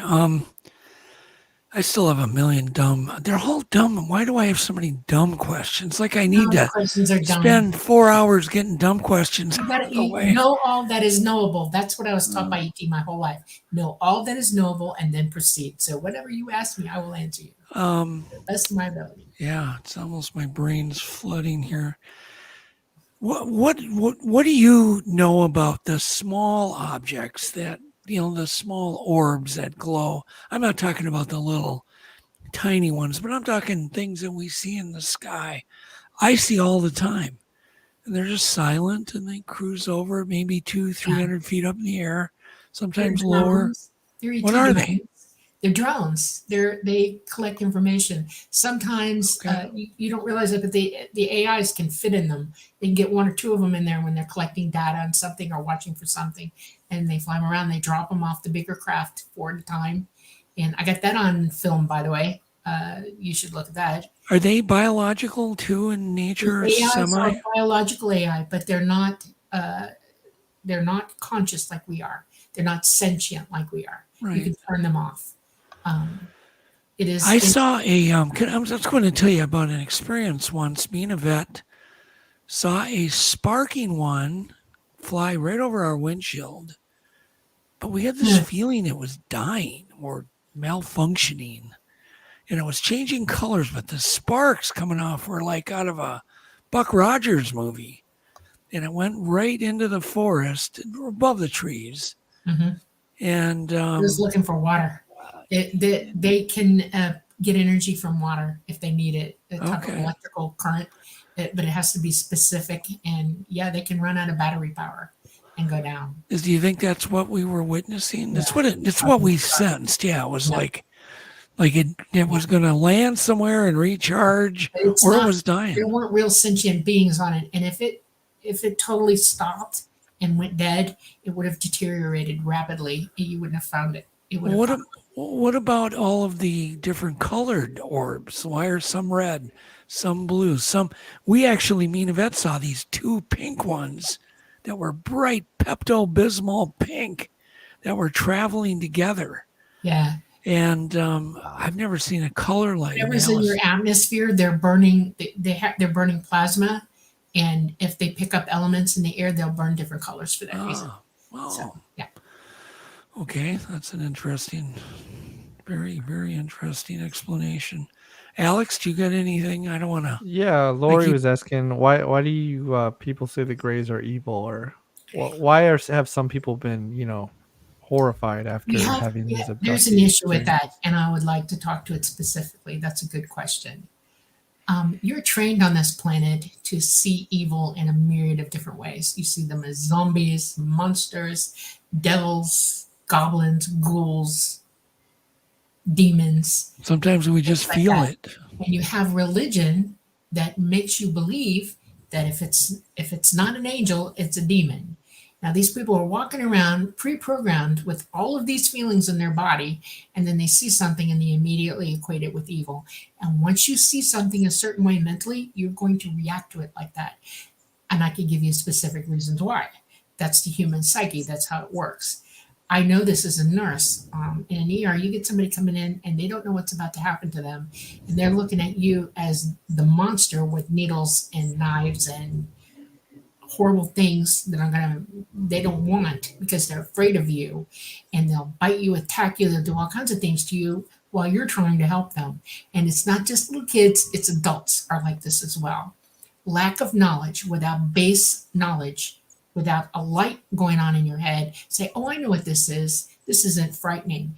People have been taught to fear everything. Hell, you practice it at Halloween. You go to horror houses. You watch horror movies. This is a major, major, major mental block for almost everybody on this planet. And you wrap that all up and you have an ET contact you, bring you up because they're just trying to make sure you're healthy and you're all right. And you see them as the very devil himself, period. And it's evil. Most contactees, when they're given a chance to go through it and sort through it and go through some sort of therapy for it, either by hypnotism or, a doctor, whatever, they come back and they go, that wasn't that bad. What was I thinking? Why am I afraid of this? They question it at that point. The more you understand about them, the less afraid you become, because you realize they're not going to kill you. They're not hurting you. They're helping you. And they're very friendly. When you're on board, you're given a run of the ship. They'll let you go see where the bottom is, where the batteries are, where they make the energy for it. They'll show you the single central column where the graviton wave goes up through to emitters. They'll show you the place of movement, which is where we fly the craft.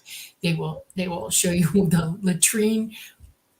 We have latrines. I had a latrine. I had a bathroom. It was not a toilet like you imagine, almost like a little compost thing, And I would sit on it and put a little sawdust on it and gone after that. Sawdust on an alien ship. I'm on the craft. Yep, you bet. Yep. Okay, It was awesome.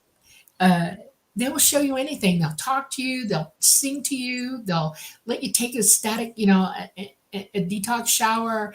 They let the children play together. It's a great place to be on board. But most people are so stinking afraid they don't remember. They block it out.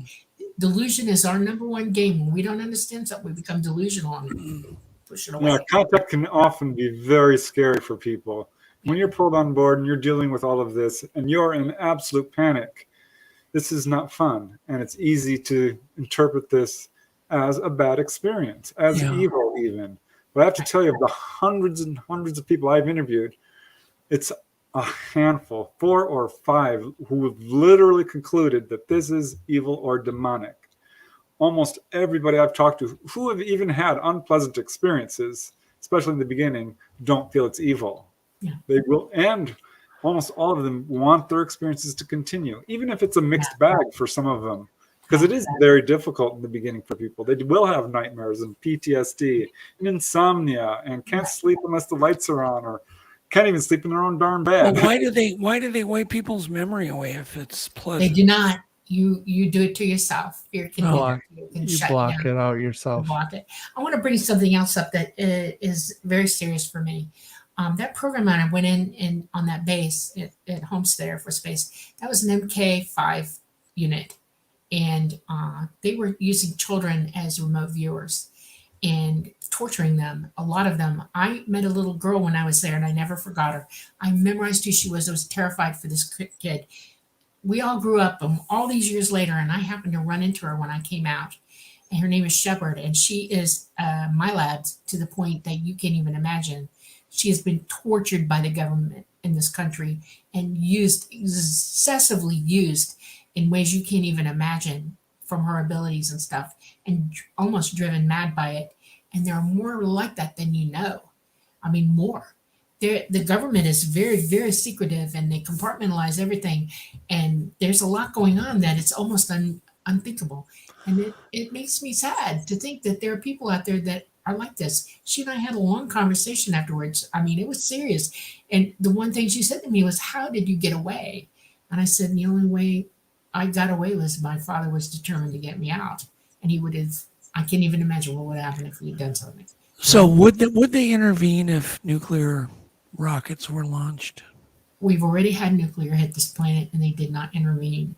We are the arbiters of our own history here. We are in control of ourselves. We should be. We have caused all the problems that we have, either by direct intention or not doing a doggone thing about it. But what was their purpose for showing NORAD and other countries that they could shut our nuclear? They wanted them to know that what they do is that serious, and that what they are about to do can cause problems. And they were sent messages, absolutely what the effects of that were, and that they needed to stop, and they needed to show them that there was a better way, and that it's unacceptable behavior. It's like a parent taking a kid on the side and saying, "Look, you need to stop setting fires today, okay? You need to stop setting fires tomorrow, the next day, the next day, and the next day. And this is why. This is what's going to happen. You're going to get burned. You're going to get hurt really bad." Yeah. That's why they did it. They wanted to shake them up. And they did. And you know how they reacted to it? Negatively. They what are they doing now? It's amazing. Yeah, they are intervening to the point of giving this information. But we do have to solve our own problems. That is the message a lot of contactees get, because they've asked, why don't you just come down and help us out. And they're like, we are doing what we can, but it's up to you to solve your own problems. And it begins with each one of us seriously. Yeah, but the point is because there's only certain people in control of that, They don't have to be in control. That's the point. When you wake up, nobody can control you anymore. When you start using your abilities, nobody can make you. But if some idiot pushes a launch thing, I know. it's certainly We have more than that to fear, actually, to think about. I wouldn't call it fear, but I would. This is a serious situation. We're facing a CME in the X-class range between the 4th power all the way to the 10th power or higher that will take our grid down worldwide, all the way down. Yeah. No more power, nothing. It will shut everybody up. Nobody will be able to communicate past a mile past their house. It's serious and it's coming. It's going to happen. It's already started. Our sun is in solar maximum. We have things going on that they're realizing this is coming sooner than they thought. And there's way more than that behind that. Our sun is going to eventually micronova, and it's within the next 8 to 10 years that's going to occur. This is serious business. And there are people on this planet who think that they own everything and they're better than everybody else. And think about how many underground places they've got already, how many seed depositories. They've planned to survive this without us, without the majority of the people on this planet. It's not sustainable. There are 8.4 billion people on this planet. How many do you think are going to survive in a situation like that? Humankind, because it doesn't have abilities, is going to turn on each other. This is not a pretty picture. We've had 100 years of knowing this, where we all could have worked together to work this out. We all could have helped each other. We could have already been off this planet. But ET couldn't pick anybody up yet because we don't know what's going on. And you can't just yank people out without knowledge. You just can't. It's impossible. It's up to us to figure this out. That's why they show themselves to children at schools. That's why they show themselves at movie drive-in theaters or games. That's why they can go at the 4th of July in this country, or any place where fireworks are going on worldwide. They show up. They go, hey, how you doing? They love to watch them, but they're showing you them. They're showing you that they exist. They've been doing it for hell. Look at history. Look at all the paintings that have been done. Rembrandt, Picasso. Everybody's got some sort of astrological thing going on with a craft in it. Even there's a picture of Jesus Christ with his mother with a craft in the background. Look at the Indian culture. Look at cave paintings. You see it everywhere you go. The Egyptians put up more than you realize. There's stuff that I can show you on hieroglyphs that will blow your mind. Okay, about how those crafts run. About who the pilots were and why.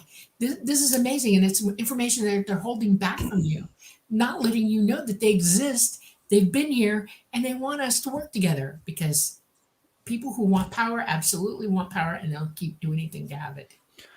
Yeah. On a different topic. Sorry. Right. Who are the reptilians then that we keep hearing about over and over? They are here because they were here before us. They're from the dinosaur age. They survived it. They are sentient beings, and a lot of people on this planet have gotten their hands on them and used them horribly. And Quint says, are they the enemy? No. They're not. No. Okay. There you go, Quint. Trying to think here. Now, the first one I saw, I was in the Everglades. I used to dig up Indian burial mounds out in the Glades, and I was closing up camp. I had to go home, and I felt something over my right shoulder just standing behind me, and I thought, oh no, what is this? And I turned around and I saw him standing there, and I was like, oh, and I ran. You don't ask questions at that moment. You just go, bye, see ya. Because in his mind, he was hungry, and I equated that with I'm lunch. And I jumped into the water off that mound, through the sawgrass, cut myself to shreds to go get my canoe on the other mound. Didn't even get in my canoe. I just kept pushing it till I got back out of there. And I realized later that this being wasn't going to eat me, let me go. It could have overtaken me at any time. Yeah. And I thought, wow, and I've just been quietly adding it all up as I've gotten older, and they're okay. How many different races are visiting us, or are they all related? We are all related. And they're not races. They're all humanoid like we are. They have hands, they have feet, they have mouths, they have eyes, they have ears. But how many different? Okay, how many different looking beings are quite a bit? We know of the Anunnaki. That's in our historical record. These are beings that are from a planet that has really low gravity, and they fly there. They actually have wings. The Egyptians, Ra is one of them. Anubis, all of those guys. They are beings that have come and taken care of us and seen us. They have the grays. There are what you call, this is hard for me to explain to you. You think they're Nordic or tall whites. They're actually from a world that's very much like ours, and they are very, very related to us, but they're very, very advanced from us. A lot of ETs look like us more than you realize, There are some that are from another system. It's in the Delphi system, and it's a water world, and they have beings that look like Polynesians. Polynesian speaks Lemuria is in the Pleiades. It's not. If you understand how to look at a constellation, you have to realize that 3D or 4D or 5D, behind that is a whole bunch of other stuff. And they were shown to point to the Pleiades because if you go right through that in space, there's the Delphi system on the other side of it. And there are worlds there. Some of them live in the water, and they're very neat looking. And then some of them live on land, and they look Polynesian. I've met people there. I've gone there actually, and been there. So, okay, we got to wind this up because we're running late, big time. Preston, what do you want to say about your book again, and where can they buy it, and how can they get a hold of you? Yeah, well, the book is called Symmetry. It's available at online retailers, and you can go to my website certainly and read excerpts. Dolly has a website where you can look at some of her films and things like this. And yeah, I mean, Dolly's story is quite extensive, and I hope and encourage people to take a look at it because I think it answers a lot of the questions surrounding this phenomenon. Yeah, it definitely opens a big can of worms, Dolly. Yeah. Huge. I want y'all to remember something. When I say wake up, I mean start learning how to use your innate abilities. You are psychic. Turn the volume up. There are ways you can do that. You can clean up what you eat. You can stop using fluoride that messes with your pineal gland. Understand the science of that. Learn as much as you can and practice being psychic. You have a family, you have friends, you all take turns, play games together. Get it going. Meditate. Learn to focus and get quiet to the point that you can remote view. That's a form of psychic ability that is very, very, very important. And then realize that you can communicate with ETs here and now just by distance. When you can remote view or your psychic abilities, you turn the volume up on it, you can pinpoint, ask them questions, and they'll answer you back. And you'll learn to tell the truth. You'll learn what is true and what is not. That's amazing. You can download from the universe. I mean, there's lots of wonderful things to do by using your abilities. I mean, it's neat. Sit at the table and try to draw a pen to your hand. Move a glass. Use it. Make sure you understand that this is not scary stuff. This is your natural ability doing it. People talk about poltergeist. There's no poltergeist. It's you doing it. People have shocking, bursts of this energy from time to time, especially young kids. Let your kids be psychic. Use your abilities. Number one thing they want you to do. Interesting. How can they? What's the name of your YouTube channel, Dolly? Just Dolly Safran. That's it. Oh, come right up. Simple. Okay. Well, thank you, everybody. We sure had an active chat room tonight. Don't forget about Pine Island Research on Friday to help Joe Schneider's family out. And with that, God bless everybody. Thank you very much, Alex. Thank you. Thank you, guys. Preston. Thank you, Dolly. Thank you. And everybody have a great night. You invited us. Thank you. Thanks so much. Bye.